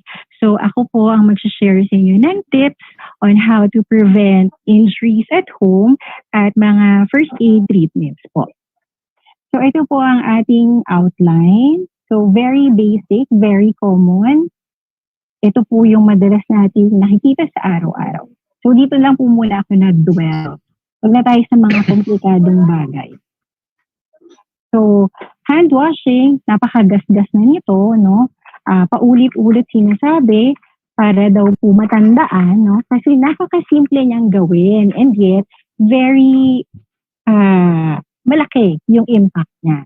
So hand washing is the single most important behavior that can help prevent spread of infection. So kailangan alam po natin ang tamang hand washing technique. So kailangan din po free ang ating mga kamay sa relo, sa mga singsing, sa mga bracelet. So alam ko po ang mga teenagers natin medyo mahihilig sa mga borloloy. So ngayong may pandemic tayo, ang less ay mas maganda. So katulad ko po, naghihikaw lang ako para magbuka akong babae. Pero wala po akong singsing, relo, ganyan bracelet. Kasi mabilis kapitan na mga viruses and bacteria. So clean hands, save lives. So points to remember in hand washing po, kailangan at least minimum of 15 to 20 seconds. So kailangan medyo matagal. Alam ko na madalas ginagawa natin pagka nasa CR, hugas lang na kamay, basa ng tubig, pagpag. tapos ipupunas pa sa damit. So at least daw mga 15 to 20 seconds. Tapos, pwede din, gagamit po tayo ng sabon at tubig. So yung step po niya, yung kamay natin, lalagyan natin, babasahin muna natin with soap and water. So ganyan. Tapos po, i-rub natin siya. So from left and right. So pag ganun po, rub. After po niyan, is yung palm to palm. So ito po yung ating palm. Ganyan. Interlacing the fingers po. Yung opposing, i-interlock po natin ang ating mga kamay, and then we do this po. Opposing fingers and interlocking them to rub. So what you do on the right side, you do on the left side din po. The next step po is yung ika-clasp natin ng thumb natin. Ganyan. So ganyan po ang ating pag-scrub. Siyempre sa other side. And then, para po malinis yung ating mga fingertips, so yung ating palad, ganun. Yan. So, ito po yung, again, yung hand washing natin. Na step by step. Ayan. So, ito po yung next topic natin, which is the nose bleeding. Ayan. So, ang nosebleed po, it occurs when a small vein along the lining of the nose bursts. So this may be treated at home. So ang ilong po kasi natin ay very sensitive. So napakanipis lang po ng lining ng mga ilong natin, konting sagi, mabilis pong pumutok yung mga ugat niya. So ano ba ang most common causes ng nose bleeding? So first, syempre yung common, injury or trauma, nasapak, na suntok, na siko, na talsakan, ano po. No? So, yung mga ganoong bagay po, yun po yung pinaka-common natin. Secondly po, baka naman may sakit yung pasyente, may medical condition siya, kaya dumugo yung ilong. So, most common is dengue.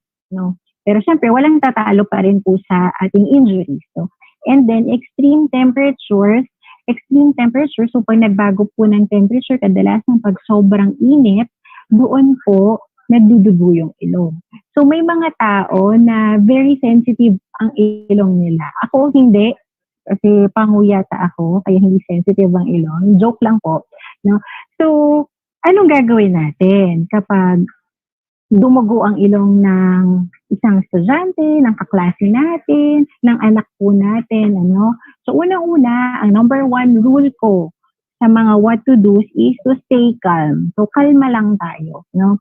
Paupuin natin siya, tapos, yung ulo, naka-lean forward. Kagaya po ng nakikita ninyo dito sa picture, so naka-lean forward po siya. Di ba ang kadalasang pinapagawa ng mga nanay, ng mga teacher, itaas mo yung ulo mo, ganito, no? So mali po yan, hindi po itataas. So magli-lean forward tayo. Kasi pag tinaas yung ulong ganoon, yung blood, nalulunok niya lang, lalo siyang naiirita. So pag nag-lean forward tayo, yung by gravity, pag ganyan ang baba, hindi papunta dito sa ating lalamunan. No? At diinan daw po yung sa ilong. So, hindi natin pipindutin sa buto. Kasi pag sa buto natin pinindot, wala tayong malalagay na pressure dyan. Buto na nga yan. Pipindutin po natin, diba, from the bone, kapain mo yung mga ilong ninyo, from the bone, tapos yung baba lang pong portion, yung medyo malambot. So kapag pinindot natin, malamang ang ilong natin, hindi tayo makakahinga sa ilong. So hihinga tayo sa bibig. So breathe through your mouth. And then, kadalasan po, kapag nag-apply na tayo ng pressure, pag pinindot na natin yung ilong, nagsa-stop na yung nose bleeding. Pero what we could also do po is to put an ice pack or ng yelo dito po sa ating nose bridge or dito po sa ating noo. So sabi daw po, kapag nag-stop na yung bleeding, huwag na natin kalikutin yung ilong. So don't rub, blow, or pick nose after the bleeding stops. Kung sakali po na nag-apply na tayo ng pressure or naglagay na po tayo ng ice pack at tuloy-tuloy pa rin na dumudugo yung ilong ng isang estudyante, dalhin na po natin siya sa isang healthcare facility. Third po ay ang mga insect bites. So very, very, very common po ito. So ang insect bite, natural, una makikita natin may kumagat. So may stinger na present. Pwedeng siyang magkaroon ng pain, na sakit. Pwedeng mamaga, may swelling.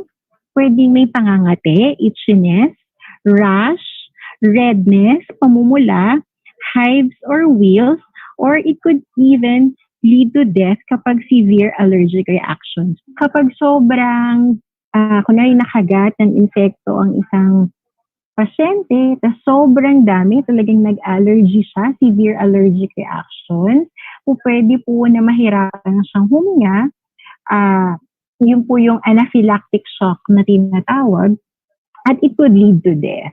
No? So kung mga simpleng kagat lang, katulad po nitong mga nasa picture, ayan. So unang rule natin, di ba? Number 1 is to stay calm. So sana po kung may kuha kayo kahit isang bagay lang dito sa aking lecture is yung maging kalmado. So kalma lang tayo para kapag kalmado yung isip natin, nakakapag-isip tayo, nakakapag-desisyon tayo ng tama. So number 1 po is to stay calm. Pangalawa, tanggalin natin yung nag-cause ng kagat. Remove the stinger. So, huwag daw po nating pisilin yung stinger. So, huwag nating pisilin ng ating kamay kasi po pwede na tayo mismo magkaroon din. So, baka mas malagyan din tayo, mag-allergy din tayo, no? So, tanggalin na natin. Pwedeng ibang bagay yung gamitin natin to brush off, no? Yung insekto na nag-cause ng kagat. Yun. Tapos, kung nasa bahay naman po tayo at accessible naman ang tubig at ang sabon, ito yung susunod nating gawin.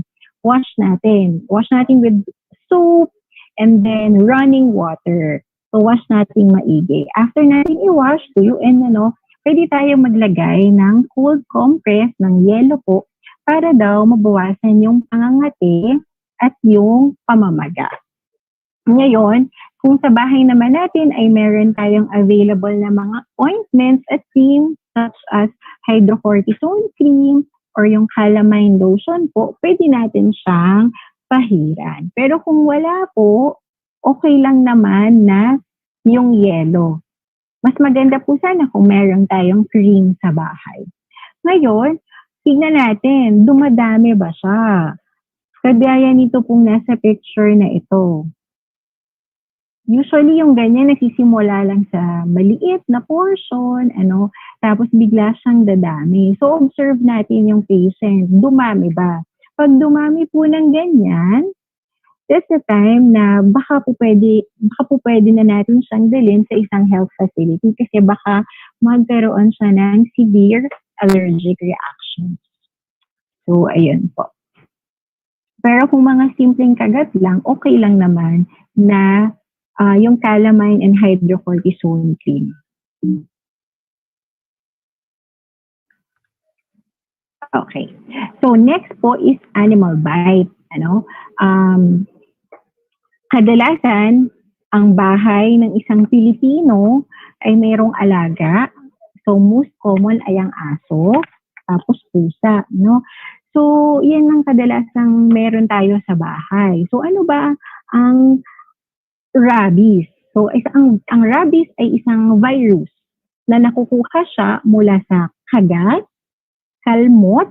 So kahit kalmot po, pwede tayong magkaroon ng rabies at pagbila nung isang infected na hayop sa ating balat. So paano natin po protektahan yung ating sarili from rabies? So dalawa yan. Una, pag nakagat ka ng hayop, ng aso or ng pusa, kahit alaga mo or hindi, magpabakuna tayo ng anti-rabies. Pangalawa, pabakunahan din po yung ating mga alagang hayop. No? So kunwari po, nakagat tayo, ano ang dapat nating gawin? So ano yung number 1 rule ko? Kalma lang. So kalma lang tayo.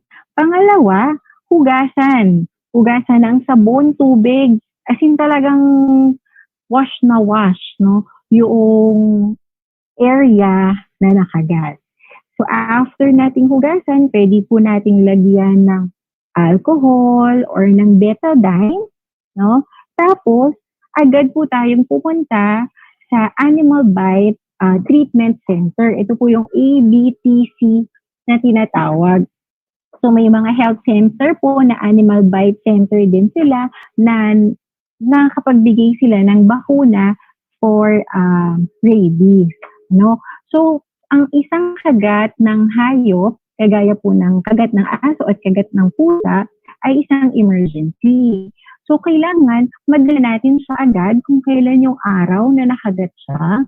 Kailangan that day din po ay mabigyan siya ng bakuna. So wag na natin ipagpasawalang bahala o ipagpabukas na lang. Total naman, kamo, magkukonsulta muna kayo sa tandok. Ano? So dati may experience ako doon, nag-Dr. Dawario po ako. Yung ibang mga nakakagat ng aso, yung po sa tandok, parang may basta pa yung sinisip-sip yung rabies daw doon. So ako po bilang doktor, hindi ko po yun ina-advise. So ang ina-advise ko is ang magkaroon tayo ng bakuna laban sa rabies.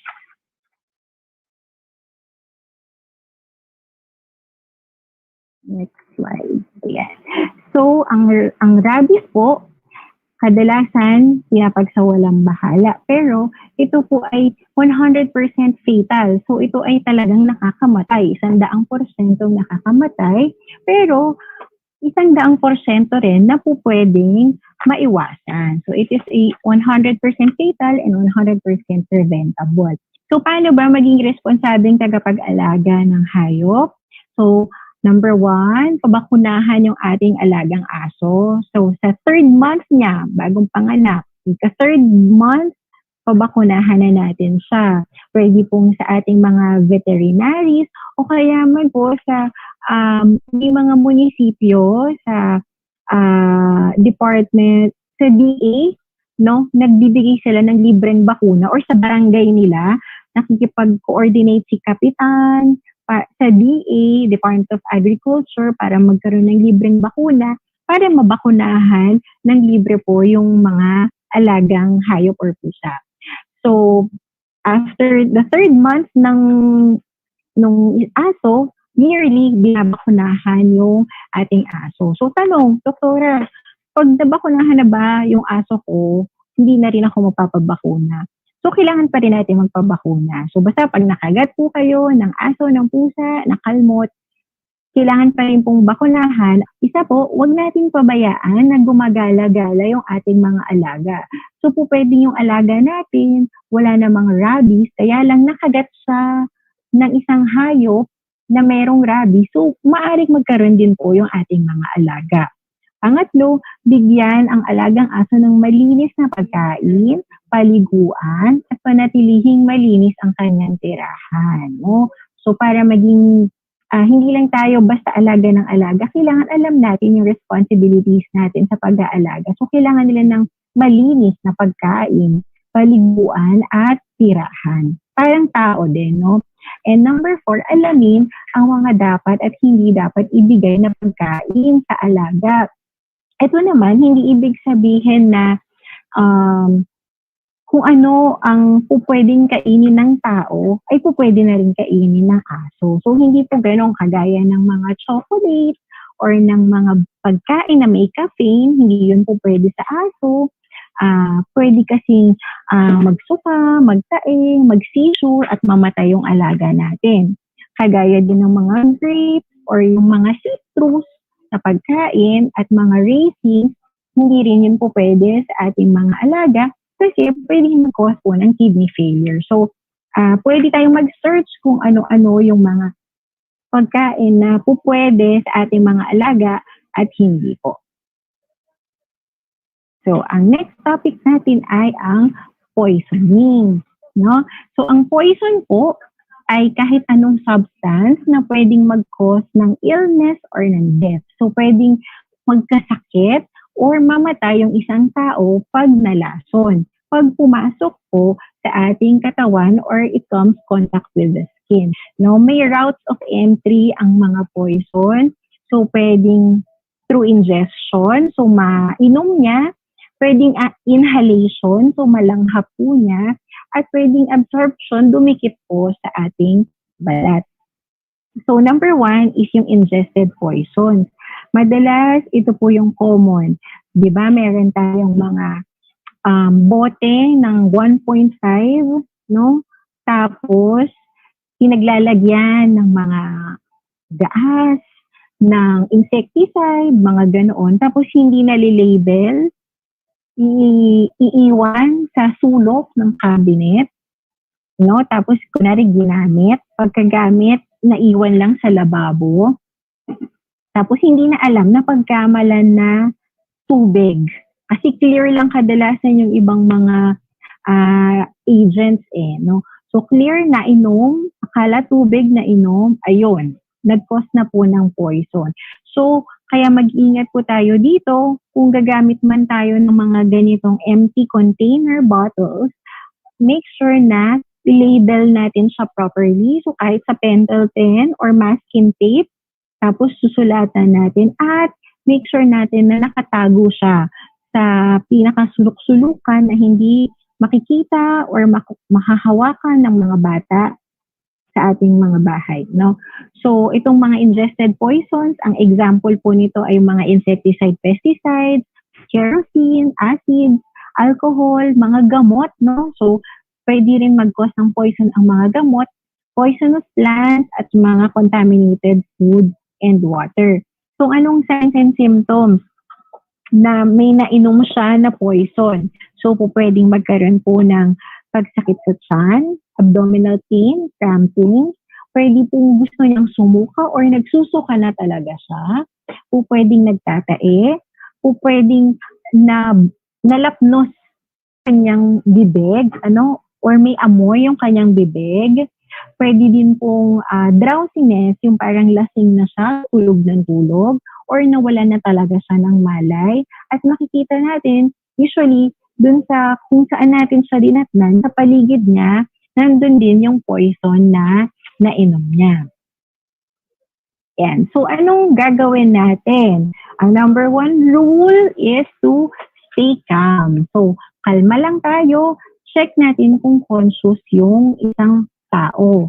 So, kung conscious naman siya, kunin natin agad yung information. Sino ba to? Sino ba tong biktima to? Ilang taon siya? Ano ang kanyang nainom? Kailan? Anong oras? Anong araw? At gaano karami? Yung nainom niyang something. Yung agent, no? So, kung unconscious naman, yung isang pasyente, first natin ito-check is yung airway at yung breathing. Humihinga ba siya? No? Humihinga ba siya? Tignan nyo po yun. So, pwede nyong kapain. Ito, yung dito, tignan mo. Kung may lumalabas pang hangin, so kung humihinga siya. Kung yes, pwede natin siyang ilagay sa side-lying position. Ito po yung picture na makikita natin sa screen, nakatagilid. So, naka-straight yung isang paa, tapos naka-bend po yung isang paa, kasi mahirap naman humiga kung parehas na legs ay nakadiretso. Tapos yung isang kamay naka-fold, kasi isang kamay na naka-diretso lang din po sa floor. So, bakit kailangan natin siya ilagay in a side-lying position? So, kapag hiniga po natin kasi siya ng flat on bed, gravity po, pwedeng yung dila ng isang pasyente humarang doon sa paghinga. So, po pwedeng cause yun na hindi siya makahinga. Pero kapag sinide-lying natin siya, tinagilid natin siya, hindi haharang yung dila doon sa airway. So, importante po na i-side-lying position natin siya. Tapos, itabi natin kung ano yung container na nakita natin within the area, kung ano yung posibleng nainom niya. Para mapag-aralan kung anong klase po yun, lalo na kung wala namang label. And then, tawagan po natin yung Poison Control Center no? At sundin natin yung instruction na kanilang ibibigay.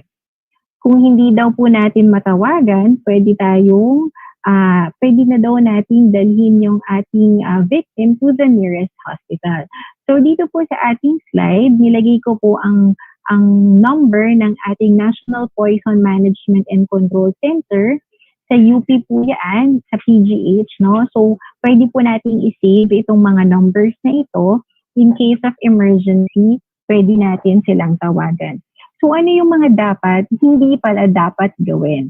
So sabi, do not make the victim vomit. So hindi natin sila pipiliting sumuka. May mga napapanood tayo na kunwari na kainom, sasabihin ng nanay, isuka mo yan, iluwa mo. So hindi po dapat gano'n. Hindi natin sila dapat papasukahin. Kasi kunwari, nainom na nila yung isang, kunwari ang kerosene, nainom na po nila.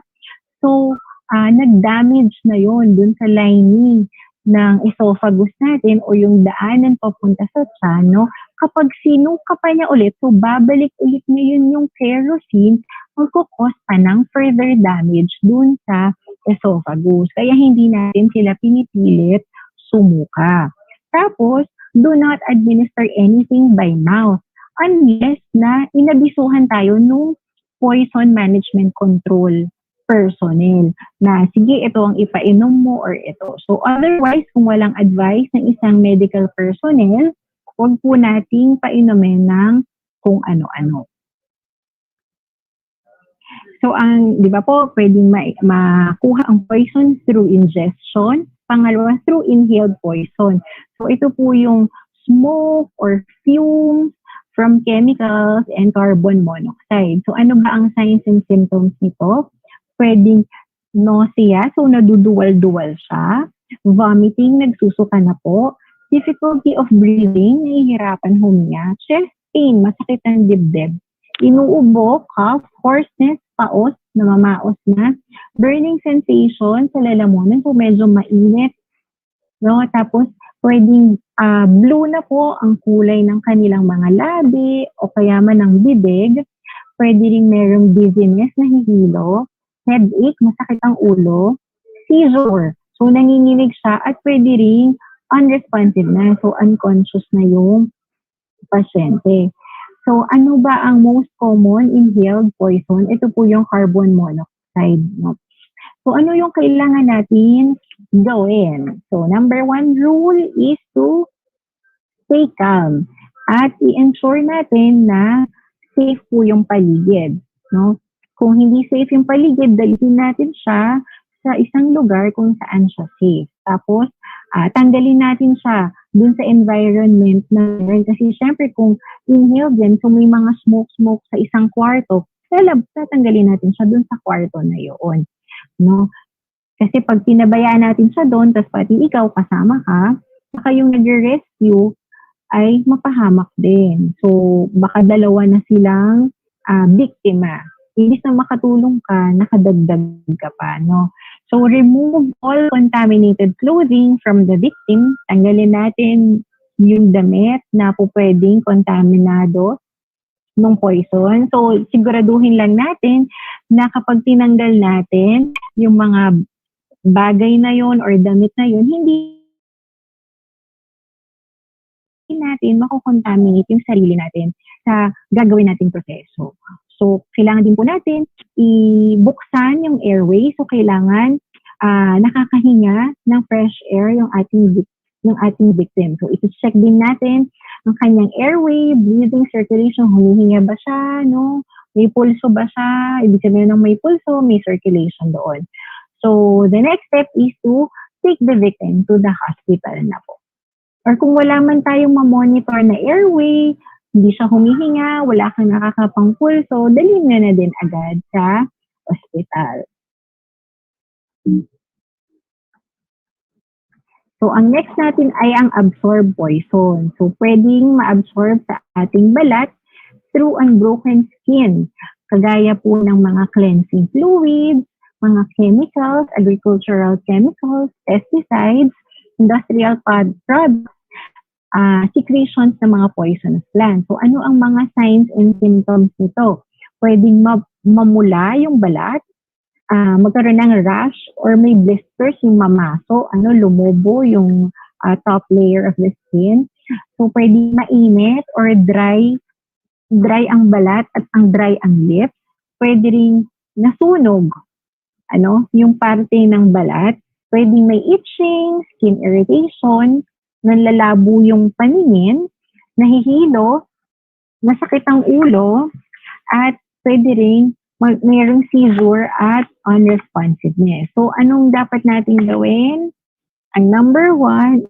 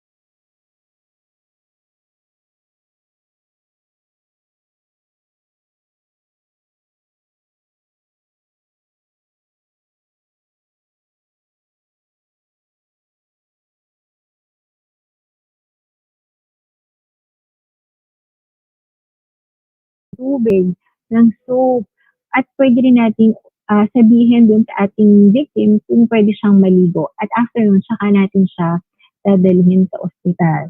So may mga special considerations po tayo kung may acido or alkali na napunta sa ating balat or sa ating mata, agad-agad po dapat na patuluan ng tumutulong tubig or yung running water. So in case of chemical spills po, aalis tayo dun sa area at tatawag tayo sa 911 or sa Bureau of Fire or doon sa ating Poison Management Control Center. Next po nating topic ay ang fire. So alam natin dapat na ang fire ay mabilis, fast. So in just 2 minutes, a fire can become life-threatening. In 5 minutes, pwede niya nang kainin ng isang bahay. Ganun siya kabilis. Ganun siya kabilis na maka-cause ng injury. So fire is dark, so it produces gases that make you disoriented or drowsy at pwede rin makatulog kayo. So, totoo po yung mga napapanood natin na yung kapag may mga victims, kunwari nasunog yung isang building, nasusuffocate sila. Nakakatulog talaga sila. No? At yun yung kadalasang pinamamatay, yung asphyxiation or yung suffocation, ito po yung ating leading cause of fire death rather than yung nasunog sila. So, thirdly, fire is hot. So, mainit siya. Yung heat at smoke mula dun sa fire ay mas delikado kaysa dun sa flames niya mismo. So, inhaling po yung super hot air, pwede rin makadestroy sa ating mga baga. So, how do we prevent fire? So, kailangan meron tayong proper electrical connection. No? Check by a licensed electrician.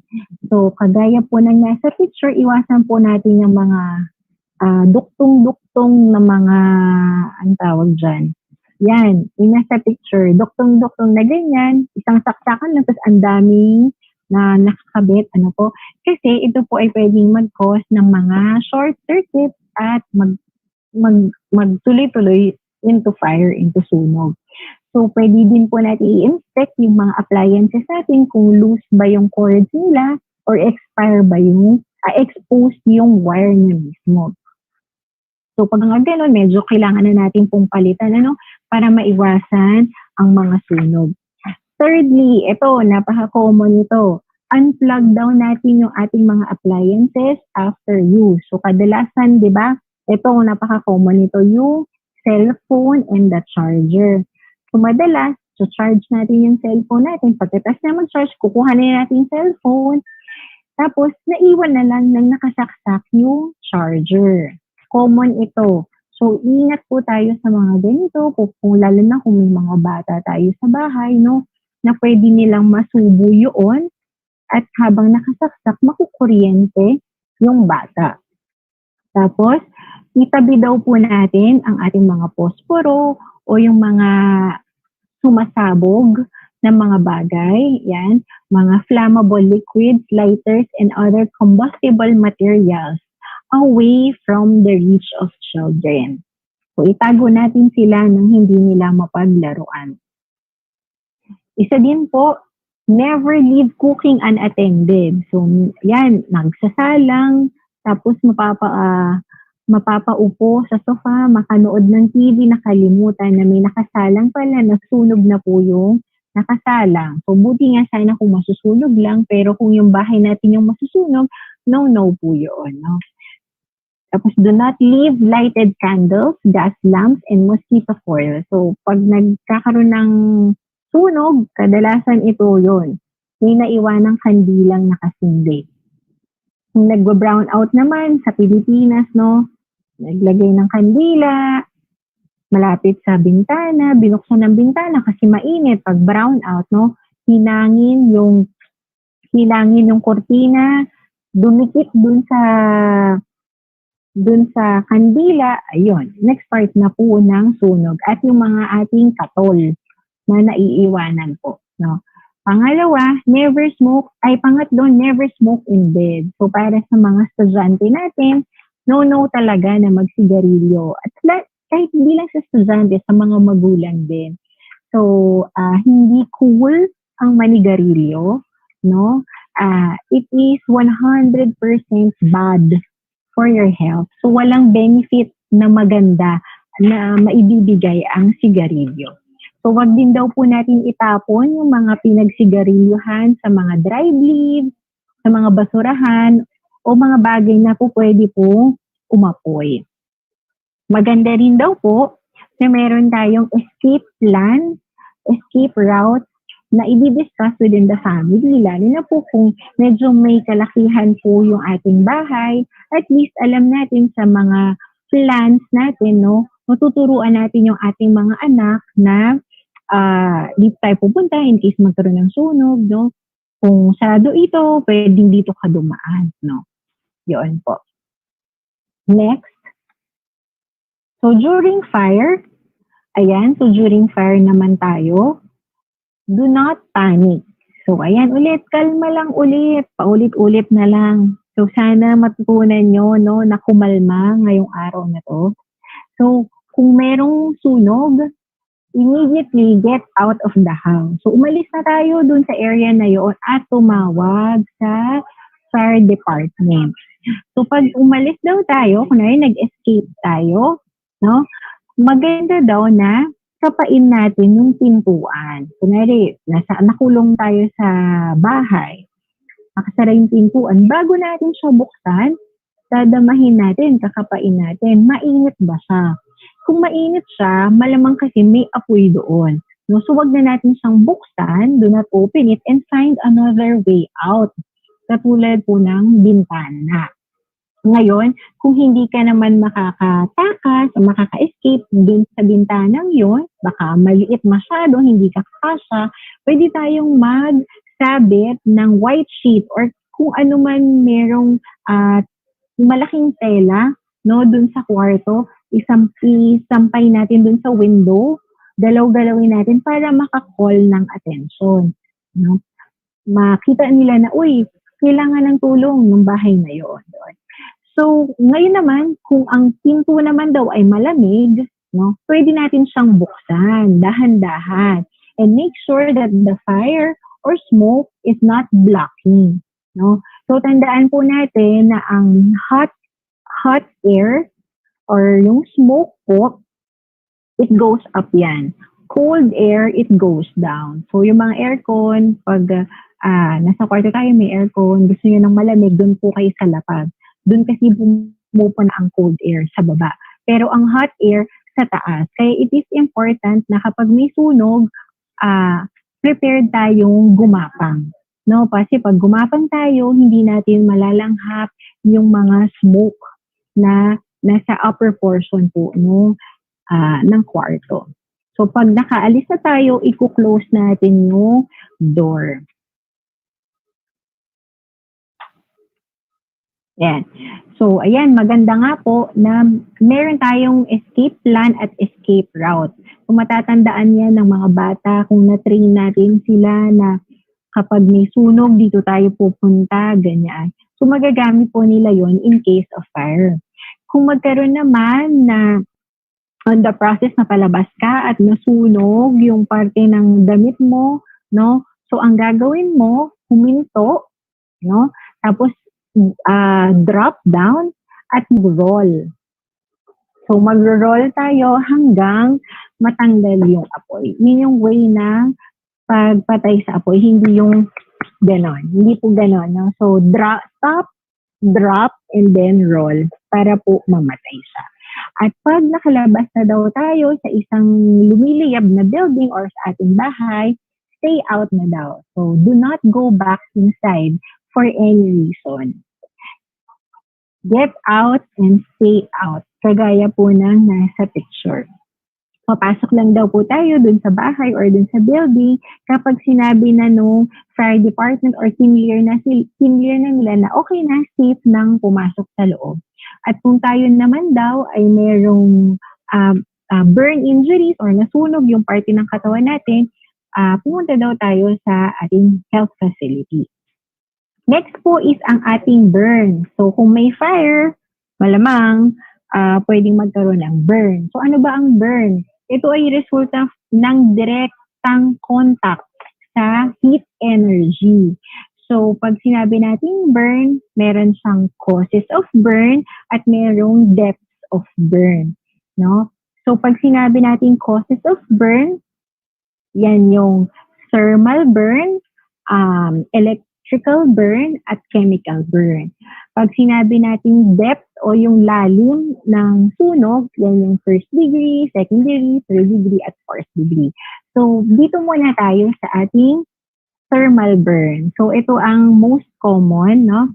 So, ito, ang example ng ating thermal burn, no, ay sun exposure, pwedeng may contact with fire, pwedeng very hot objects, liquids or gases, or yung mga blast, yung mga pagsabog.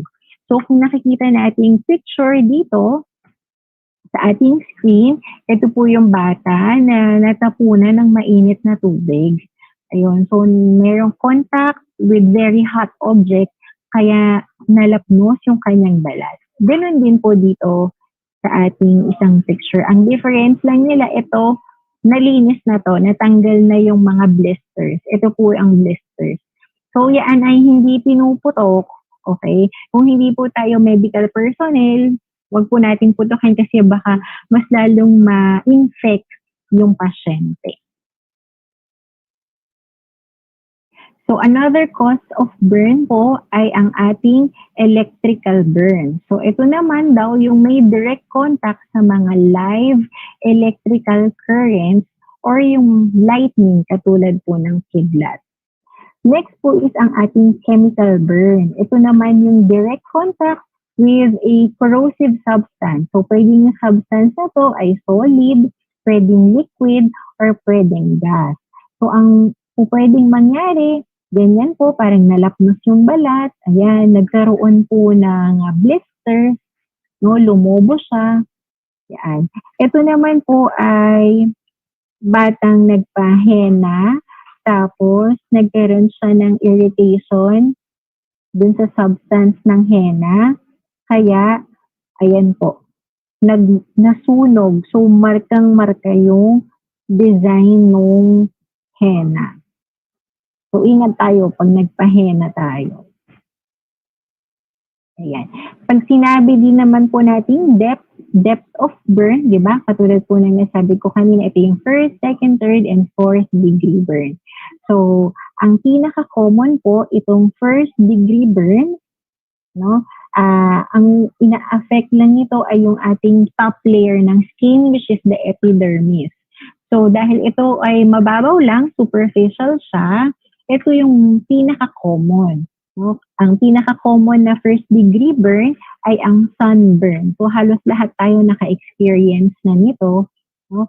Ito ay mapula, masakit, no? Wala siyang blisters, pero pwede siyang mamaga. So ang second degree burn naman po, syempre second degree, no? Ma-affect na yung second layer of the skin. Ito yung epidermis at saka yung dermis. Pero ito, hindi niya sinisira yung buong thickness ng skin. So, ang itsura nito ay moist, mamasa-masa, mapula, namamaga, merong blisters, yung lumobo na nga, at saka ito po yung very painful. So, masakit na masakit itong second degree burn. Ang first at second degree burn ang masakit. No? Pagdating sa third degree burn, so medyo malalim na to, ang apektadong parte na po nito ay ang epidermis, dermis, at subcutaneous layer. So kagaya po ng nasa picture, pwedeng dry na siya, leathery, manhid na yan. So hindi na siya masakit, hindi na siya nakakaramdam ng sakit saan. Kasi yung mga pain receptors natin sa ating balat, no, na damage na, kaya wala na siyang pain na nararamdaman. At pwedeng dark brown at charred yung itsura niya. Ang fourth degree naman, ang pinaibahan ng third degree at fourth degree, ito, dahil lahat na ng layers pinai-affected, yung epidermis, dermis, at subcutaneous layer natin, pwedeng involved na rin ang fat, muscles, at ang bones. No? So, it extends to all the layers of the skin. So, ito po ay no pain, no? Pwedeng matigas na rin yung area ng nasunog at hindi siya nag-heal on its own. So, hindi siya, kailangan kadalasan ng ganito is ma-confine na sa ospital. Kasi deeper na yung infection. No? Kadalasan ng ating mga burn patients, namamatay pwedeng sa dehydration, lalo na kung halos buong katawan niya na yung apektado. So, pwedeng mamatay siya hindi naman dahil sa sakit or sa kirot, pwedeng sa dehydration or sa infection. Ayan po. So, itong picture na to, ito yung epidermis, yung top layer. So, ito yung first degree burn, yung top lang yung affected. Sa second degree burn, ito yung epidermis, tapos yung second layer ay ang ating dermis. So, ito po yung ating second degree burn kasi dalawang layer na yung affected. Pag third, ibig sabihin yung epidermis, dermis, at yung subcutaneous layer, lahat siya ay affected kaya third degree burn. No? So, pag fourth, kasama na yung muscle, yung fat, yung bones, yun po. So, pag may nakita kayong nasunog, baka ma-identify nyo na, ay, first degree burn yan. Ay, no, hindi. Second degree burn yan. Pwede na po kayong mag-doktor. Okay? So, paano ang ating first aid? Pag mga first, second degree burn, pwede tayong magbigay ng first aid treatment. Pero pag mga third and fourth, dalhin na natin siya sa ospital para mabigyan ng karampatang lunas. No? So, ang number one rule natin, pag may burn, nasunog, kalma lang. Tapos, quickly remove the victim from the source. So, tanggalin din natin yung damit niya or kung ano mang meron doon sa nasunog na area. Except lang kung nakadikit na po yung damit doon sa nasunog na parte ng katawan. So, kunwari napaso tayo, hindi naman kalakihan, no? Wash natin with water. So, pwede natin siyang hugasan kasi ma-relieve agad yung pasyente kapag nagkaroon ng pag nahugasan natin siya ng tubig. Pagkatapos hugasan, pwede natin punasan at kung meron po tayong ointment, ang burn ointment na madalas po natin ginagamit ay yung silver sulfadiazine. So maganda rin sana kung meron tayong ganito sa bahay. No? Kung wala naman tayong ointment na silver sulfadiazine at meron tayong aloe vera na tanim sa bahay, so maganda rin itong aloe vera para pantanggal ng sakit. No? So initial first aid kit na din itong aloe vera. So sabi, do not prick blister. So yung lumobo, wag daw natin siyang puputukin. Mga medical person lang ang pwedeng pumutok po yun.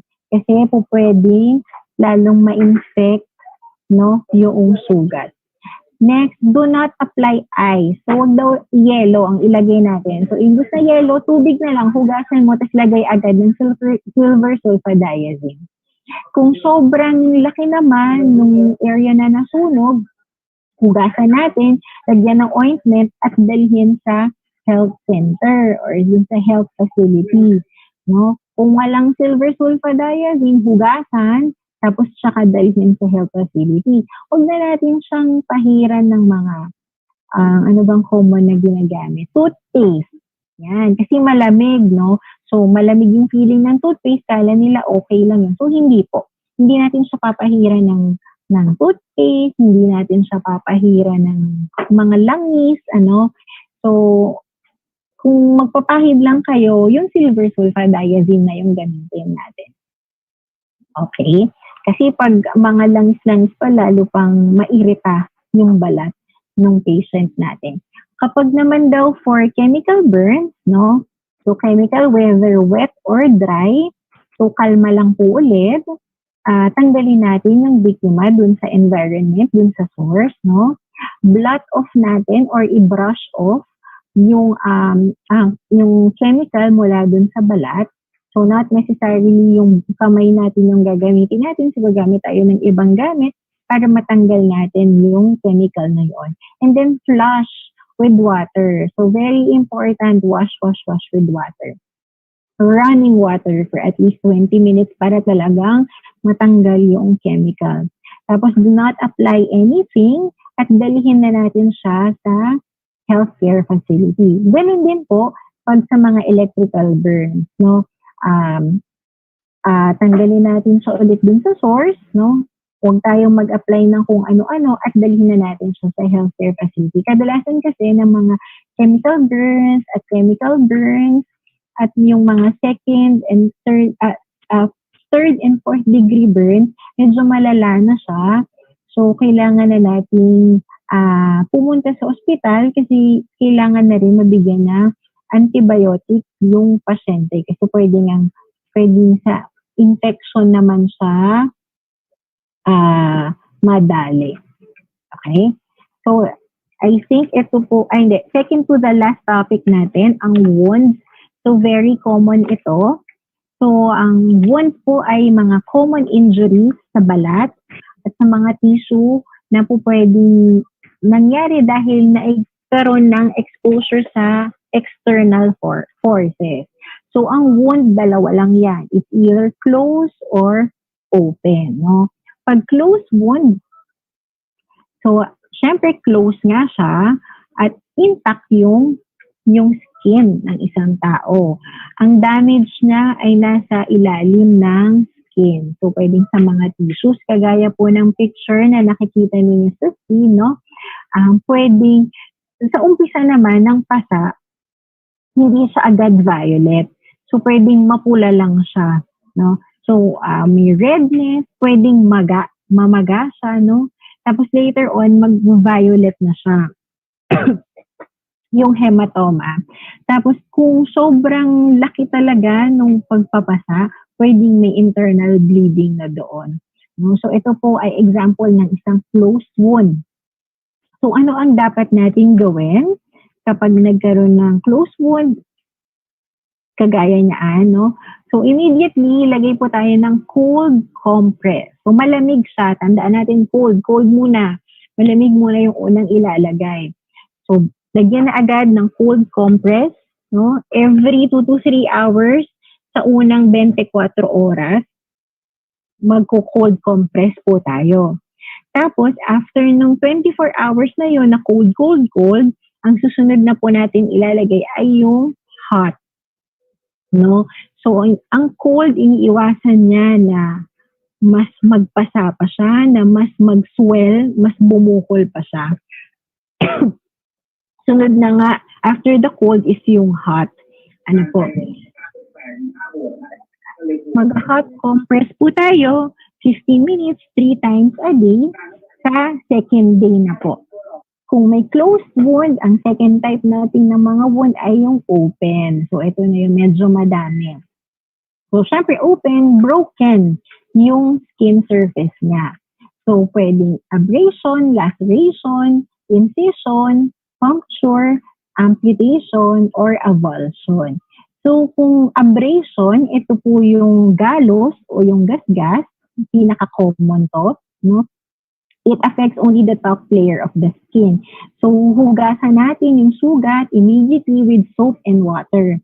Tapos, pwede tayong mag-apply ng mga antiseptic solution kagaya ng mga alcohol or betadine, no? And then, after nun, pag tuyo na niya, saka tayo mag-apply ng mupirocin ointment. Ang mupirocin ointment po ay antibacterial ointment, no? Para mas mabilis gumaling yung sugat.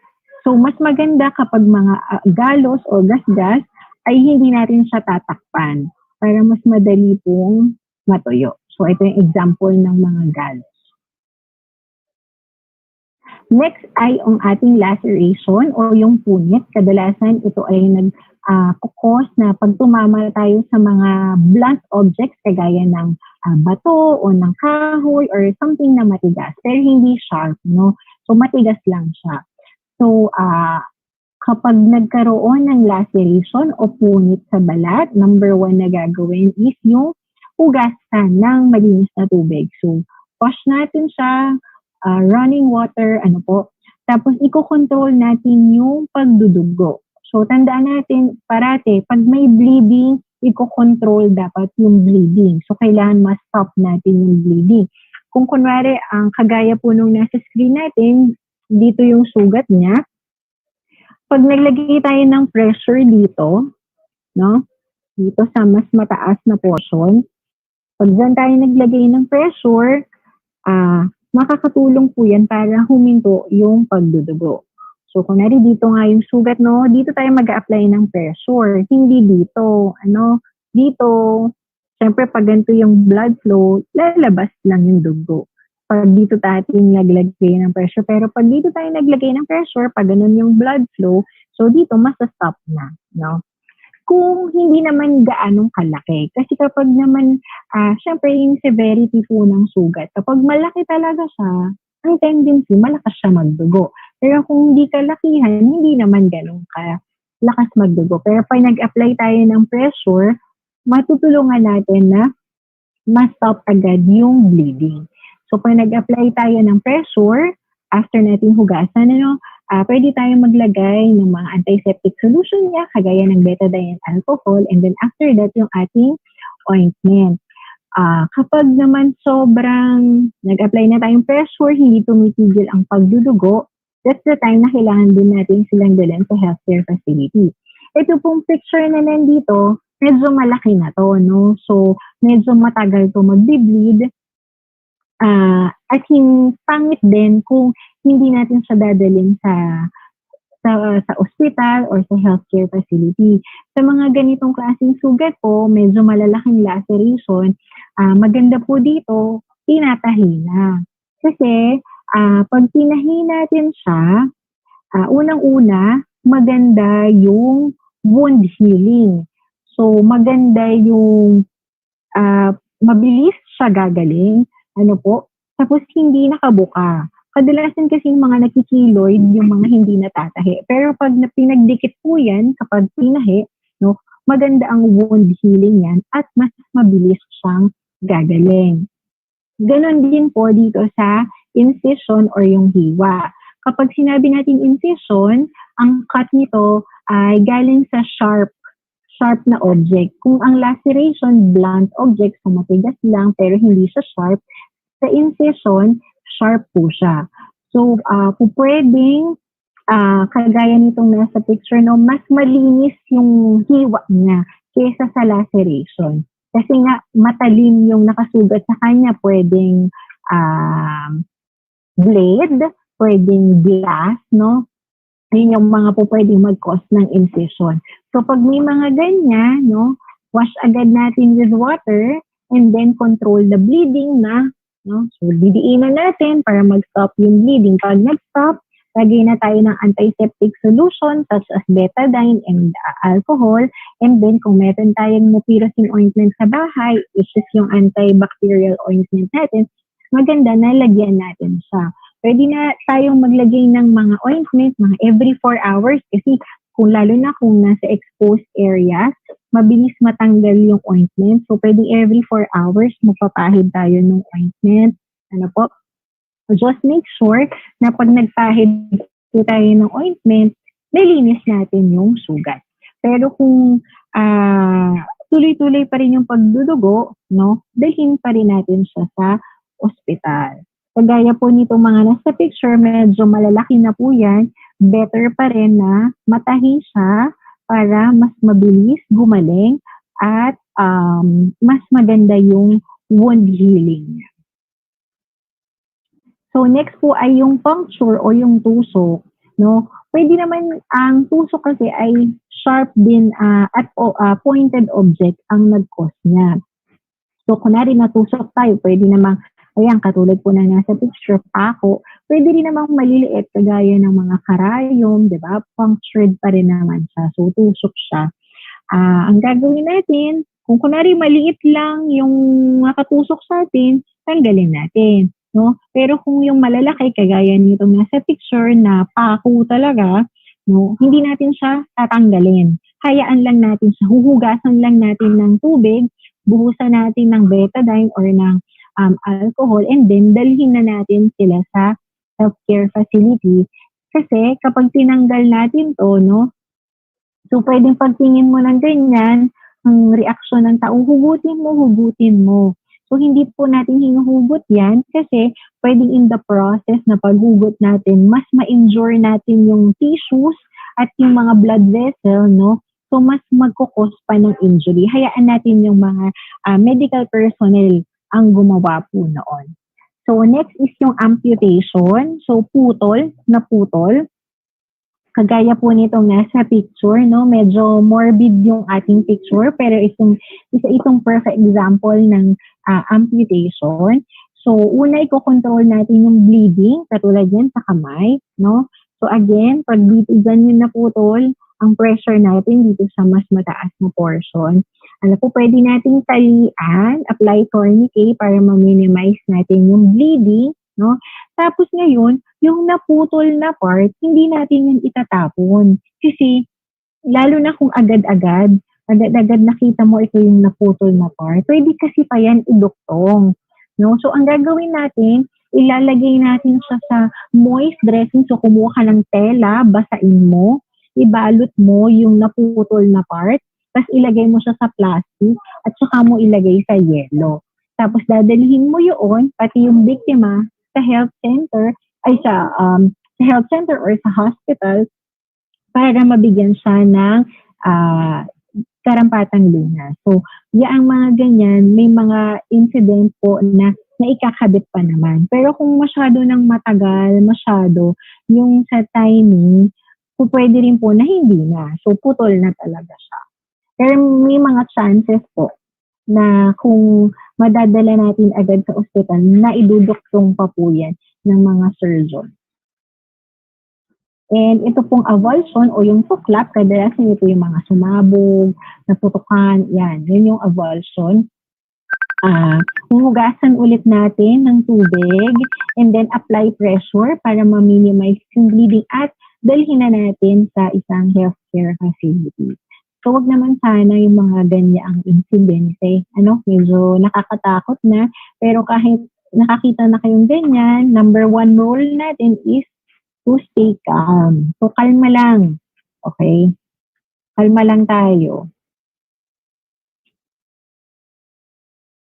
Ayan. So, ito na po yung ating last last topic for this afternoon po is yung hand-only cardiopulmonary resuscitation. So, pag sinabing hands-only, o di malamang kamay lang yon, di ba? Na CPR. So, hindi tayo gagamit dito ng mouth-to-mouth, hindi po, kundi mga kamay lang. So, ito po ay isang life-saving technique and useful sa mga emergencies. So, chest compression only, cardiopulmonary resuscitation should be provided rather than no attempt. So, mas maganda daw na gawin natin ito dahil simple nga lang siya kaysa hayaan lang natin na wala tayong ginagawa dun sa isang pasyente na nakita natin na biglang nawala ng malay o biglang bumaksak. Ano? So, pag sinabing chest compression only CPR or hands only CPR, parehas lang po ang ibig sabihin yan. No? Na chest compression, gagamitan po ng kamay. So, meron pong dalawang step yan. Number 1 is to call for help, call for ambulance, call 911. No? To call for help, damayan na yan. No? Huwag mong sarilihin ang problema. No? Humingi ka ng tulong. And number 2, push hard and fast. So, gagamit tayo ng dalawang kamay natin. No? Nakaganoon. Tapos hard and fast. So, makikita natin dito sa picture nakalagay, push hard and fast about twice every second. So, makikita natin siya. Ito po yung ating sternum, yung buto. So, sa pagitan ng dalawang nipples, yung gitna po nun, doon yung ideal area kung saan tayo gagawa ng CPR. So, dalawa lang yan. Call for help and then do the compression hard and fast. So, for the specific details, ito po, kung ano yung mga dapat nating gawin. So, what to do if a patient suddenly drops unconscious or is seen unconscious? So, una ulit, kalma lang. Relax lang tayo. Tignan natin yung paligid kung safe ba na gumawa ng hands-only CPR. So, ito-check natin kung responsive ba yung victim. Kapag unresponsive siya, no, ihihiga natin siya, kagaya po ng nasa picture, ng flat on his back. No? Tapos sunod, call for help. Activate the emergency medical services or call for ambulance or a doctor. Pag nakatawag na po kayo, pwede na po kayong lumuhod sa tabi ng pasyente and then start the chest compression. So, kung makikita po natin, sabi, place the heel of your hand. So, hindi itong palm, hindi ito yung, hindi yan yung buong palm yung ididiin mo sa dibdib. So, heel lang daw. Ito daw po. Ito yung heel ng ating palm, no? Yung heel ng ating palm, yun yung ididikit natin sa gitna ng dibdib.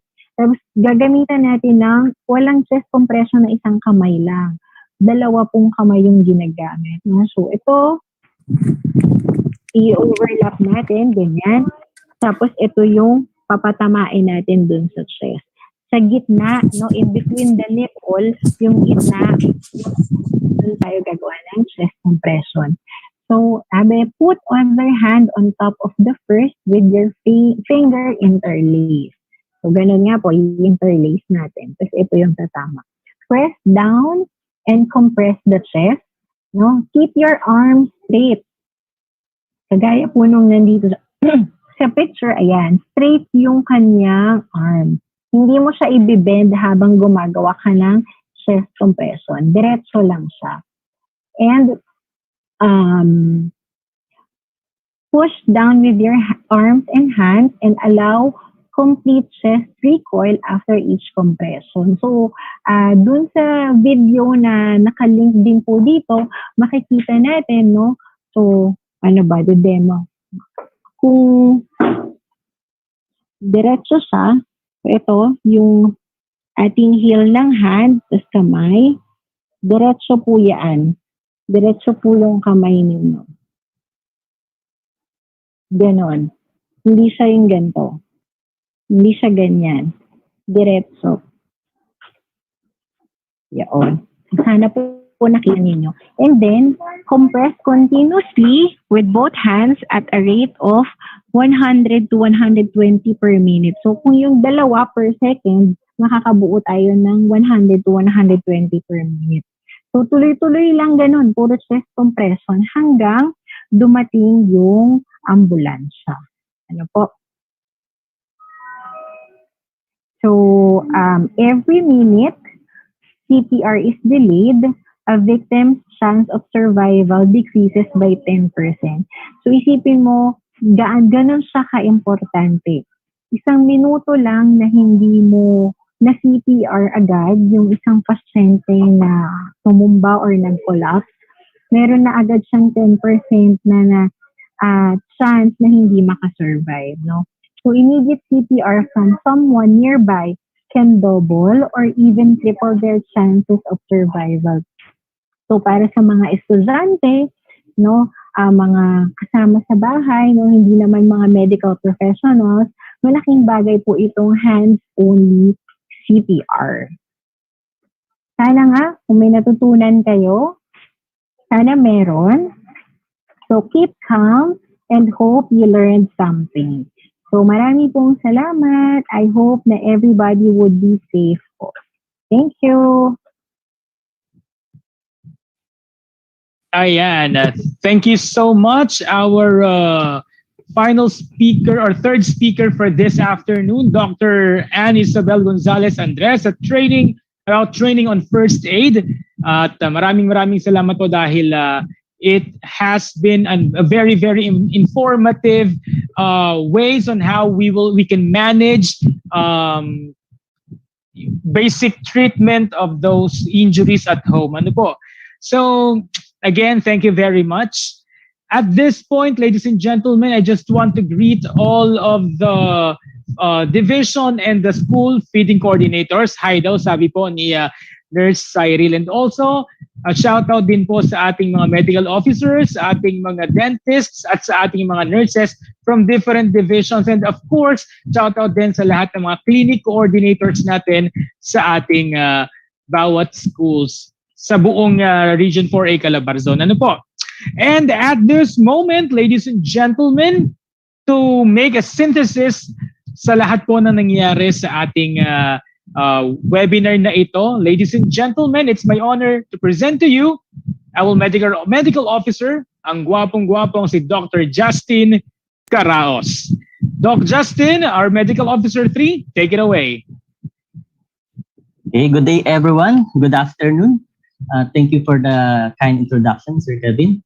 So these are the things that we have learned so far for our first day on our celebration of the One Health Week regarding the updates on telemedicine, teledentistry, and first aid training. On our first topic, which is the telemedicine, we should have already learned that telemedicine is a medical care provided from a distance, which can or may be provided through video calls from various applications, phone calls, and text messaging. The pros of why we can take advantage of it is because of its convenience, no risk of infection, especially in times of pandemic.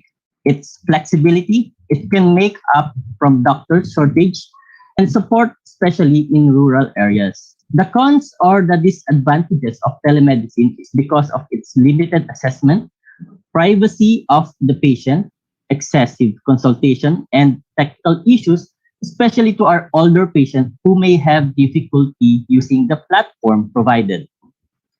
We also learned on how we can use the telemedicine on different COVID-19 scenarios and on how to conduct and optimize our virtual consult and various physical examinations we request on our patient. On the next topic, which is the teledentistry, we learned that we can have dental online consultation where we can provide oral health needs, especially to the far-flung areas and to those in need of oral health emergencies. It can be done with social media via FB page. Mentioned earlier in their Oh Hi Doc teledentistry project to provide oral health services even at home, but in exception of serious conditions and emergencies. Through teledentistry, it can minimize the risk posed by the patient in the facility and cut the travel time, cost, and waiting time in the comfort of their homes. Thus, we can comply with the strict implementation of the community quarantine at times of surge in the COVID-19 pandemic. It is also explained that essential oral health services, which shall include urgent and emergency oral health care like gum bleeding, severe tooth pain, painful swelling, chip, broken tooth, or on how to manage and provide primary care. And at our last topic, the injury prevention at home, on what we can do at home, especially at times of pandemic. It starts with the importance of the hand washing and hand washing technique, followed by the nose bleeding on how we can prevent and manage. Then insect bites, stings, which can be severe, especially to those with anaphylactic reactions. Animal bites are discussed on how to manage, especially those with rabies infection, as it can be very fatal. The importance of the rabies vaccine and being a responsible pet owner. Poisons, on the other hand, can cause illness or death. It can be ingested, inhaled, and absorbed. Safety precautions are needed, and if it happens, immediately contact the Poison Control Center or to the nearest hospital, which are provided in the lecture in case of emergency. For the fire hazard, it is very life-threatening, so as it should be inspected by the proper authorities like the electrician. Unused electrical devices should be unplugged. Store combustible materials away from the children. Never leave lighted candles and cooking unattended. If during fire in our areas or home, it is important to have contingency plan. Get out of the house and immediately call the fire department. Burns, on the other hand, can be divided into thermal, electrical, and chemical burns, which are further subdivided in depth of burns as to first, second, third, and fourth degree burns. We should also note that wound, which is a common injuries of the skin and the underlying tissues that resulted from external forces, it can be closed or open and subdivided into abrasion, laceration, incision, puncture, amputation, and avulsion. The last topic, which is the hands-only cardiopulmonary resuscitation, it is given importance as a life-saving technique useful in many emergencies. As every CPR is delayed, a victim's chance of survival decreases by 10%. So keep calm, stay safe, and God bless everyone. Thank you. Okay, thank you very much. Our medical officer 3 in the division of Calambasity, Dr. Justin Caraos. And at this time, shoutout po muna tayo from SDO Calambasity, Punta Integrated School, from Ma'am Maribel de Guzman. Welcome po kayo. And a good afternoon watching from CM Recto from Central School, Tiaong 1 District SD. Ayan. Tiaong 1 District SDO Quezon. Ayan. And also in our chat, nandyan po ang ating, nakapost na po dyan ang attendance link natin for this afternoon. And syempre, pasalamatan naman natin ang mga sumusunod, kasi they played an important role for this afternoon's webinar. So our ESSD Regional Chief, si Madam Eduarda M. Zapanta, and of course, through the leadership of our Regional Director, Dr. Francis Cesar Ringas, and of course, our Assistant Regional Director for Calabarzon, no other than Ms. Cherilu Di Repia. And of course, we also want to say thank you to Dr. Pearl Olivet S. Insha, our Medical Officer 4, Dr. Annalisa T. Araujo, our Dentist 3, Mr. Neil B. Evangelista, our nutritionist dietitian. Sila po ang ating mga masisipag na regional health and nutrition unit personnel. And of course, sa ating host, SDO Calambasity, headed by our Schools Division Superintendent, Ma'am Susan Diela Oribiana, our OICA SDS, Sir JP Ilopo, our SGOD Chief, Dr. Marisa A. Dedumo, our SDO Calambao City School Health Personnel na talagang naghanda. Ang ating Medical Officer 3, si Dr. Jacinti Caraos, ang ating Division Dentist, si Dr. Jetro Matusalem, at si Dr. Mark Lawrence Natividad. At syempre ang ating mga nurses, si Nurse Dominica Sibug, si Nurse Rose Andy Asis, si Nurse Eileen Joy Lozano, si Nurse Arlene Miranda, si Nurse Jubilin Rojas, at si Nurse Jenilyn Tarosa. Maraming salamat po sa inyong paghahanda para sa division webinar natin ngayong araw na ito. And of course, ito po ay sa lahat ng division sa Calabarzon, 1 week itong celebration na ito. Okay, so ladies and gentlemen, without any further ado, let us call on our equally competent at napakasipag din na OIC Assistant Schools Division Superintendent, the very dynamic Sir JP Lopo, for his closing remarks. Sir JP, please take it away. Hello, magandang hapon, Sir Kevin, and isang okay Kalamba greetings to all of you joining us in this Zoom meeting room and those who are tuning in via the Facebook pages, which we are showing this webinar on telemedicine and other aspects of the program. So this is in line with the virtual celebration of the One Health Week, which we started today, September 6th, and will end until September 11, themed with Bayanihan para sa Kalusugan, okay sa DepEd, sa paaralan, at sa tahanan. More than ever, we are now realizing the importance of health and that we have to give prime attention and importance to our health and safety and well-being, because the moment we are healthy, the more that we can serve others, the more that we can be of better help to the society. And we're very happy and fortunate that the Department of Education in general, through the Bureau of Learner Support Services, School Health Division, our regional office, the ESSP, and the division offices in the 21 schools division in the entire Calabarzon, for putting prime importance on the health advocacies of the department. Marami tayong nakalatag na iba't ibang mga gawain sa buong linggong ito, and I hope that we'll be able to attend to them and be able to learn some more and possibly share, not just with our colleagues, but also to our learners and even the parents. Marami pang nakalatag na programa about WASH, WINS, school-based feeding program, and a lot more. Lahat ng ito ay ipinagkakaloob natin bilang bahagi ng serbisyo publiko.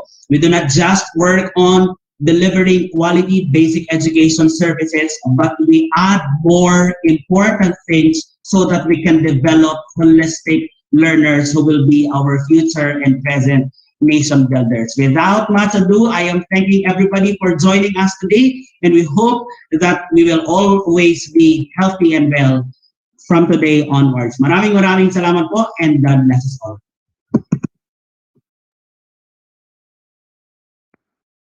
Thank you so much, Sir JP Lopo, our Assistant Schools Division Superintendent.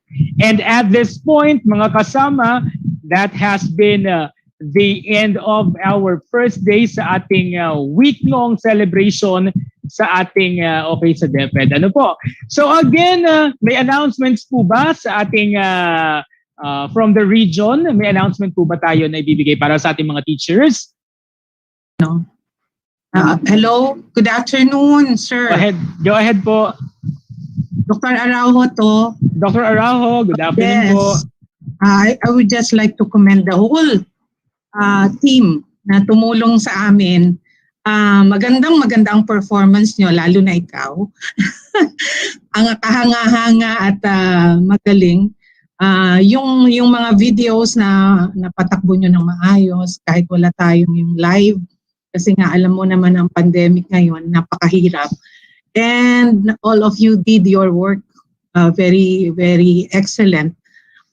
Kung nandyan po si Sir JP, Sir JP, thank you very much. Kay Ma'am Susan, si Dr. Justine, si Doc Jetro, hindi nagpapakita si Doc Jetro. Where are you? At saka sa lahat po ng mga nurses, kay Mark, lahat po ng mga nurses na tumulong at lahat ng team ng Calamba City na nagkatulong-tulong magmula kaninang umaga hanggang hapon, ngayong hapon. Ang ganda po ng activity natin for day 1 because of Calamba City Division. Thank you very much. Salamat at sana po ay ibigay niyo sa akin yung copy ng attendance today because kami po yung magbibigay sa inyo ng certificates. May special certificates po ang principal tsaka kayo pong lahat. Thank you very much. Thank you so much, Dr. Araujo, and we look forward po to more projects and to more partnership po sa ganitong programa tungkol po sa kalusugan. Ano po, maraming salamat din po sa tiwala. Ayan, so again, thank you very much sa atin pong lahat at I hope and pray that you will be safe at sa mga napakinggan natin, I'm sure nakapulot tayo ng mga tips at mga mahalagang bagay na pwede nating may apply sa atin at sa ating kapwa at sa ating mga mag-aaral. Muli, ako po ang inyong guro ng palatuntunan para po sa bayanihan, para sa kalusugan, okay sa DepEd, sa paaralan at sa tahanan, Sir Kevin A. Domingo, para sa guro, para sa bata, at para sa bayan, sulong edukalidad. Magandang hapon po sa ating lahat at kita-kits! Thank you so much! Bye-bye!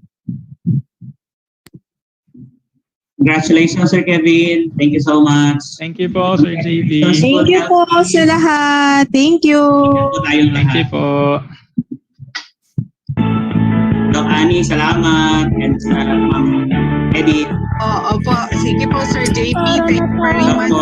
Thank you po. Okay, Oplan kalusugan sa DepEd. Halina't alamin natin ang tuklasin, mga health programs ating palaganapin. Tara na okay na okay. Oplan kalusugan sa DepEd. Halina't alamin atin ang tuklasin, mga health programs ating palaganapin. School-based feeding program, ating pagtibayin. Gustong pagkain, ating ihahain, mga batang kulang sa timbang.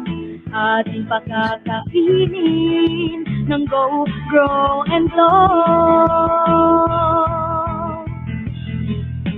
Adolescents reproductive health.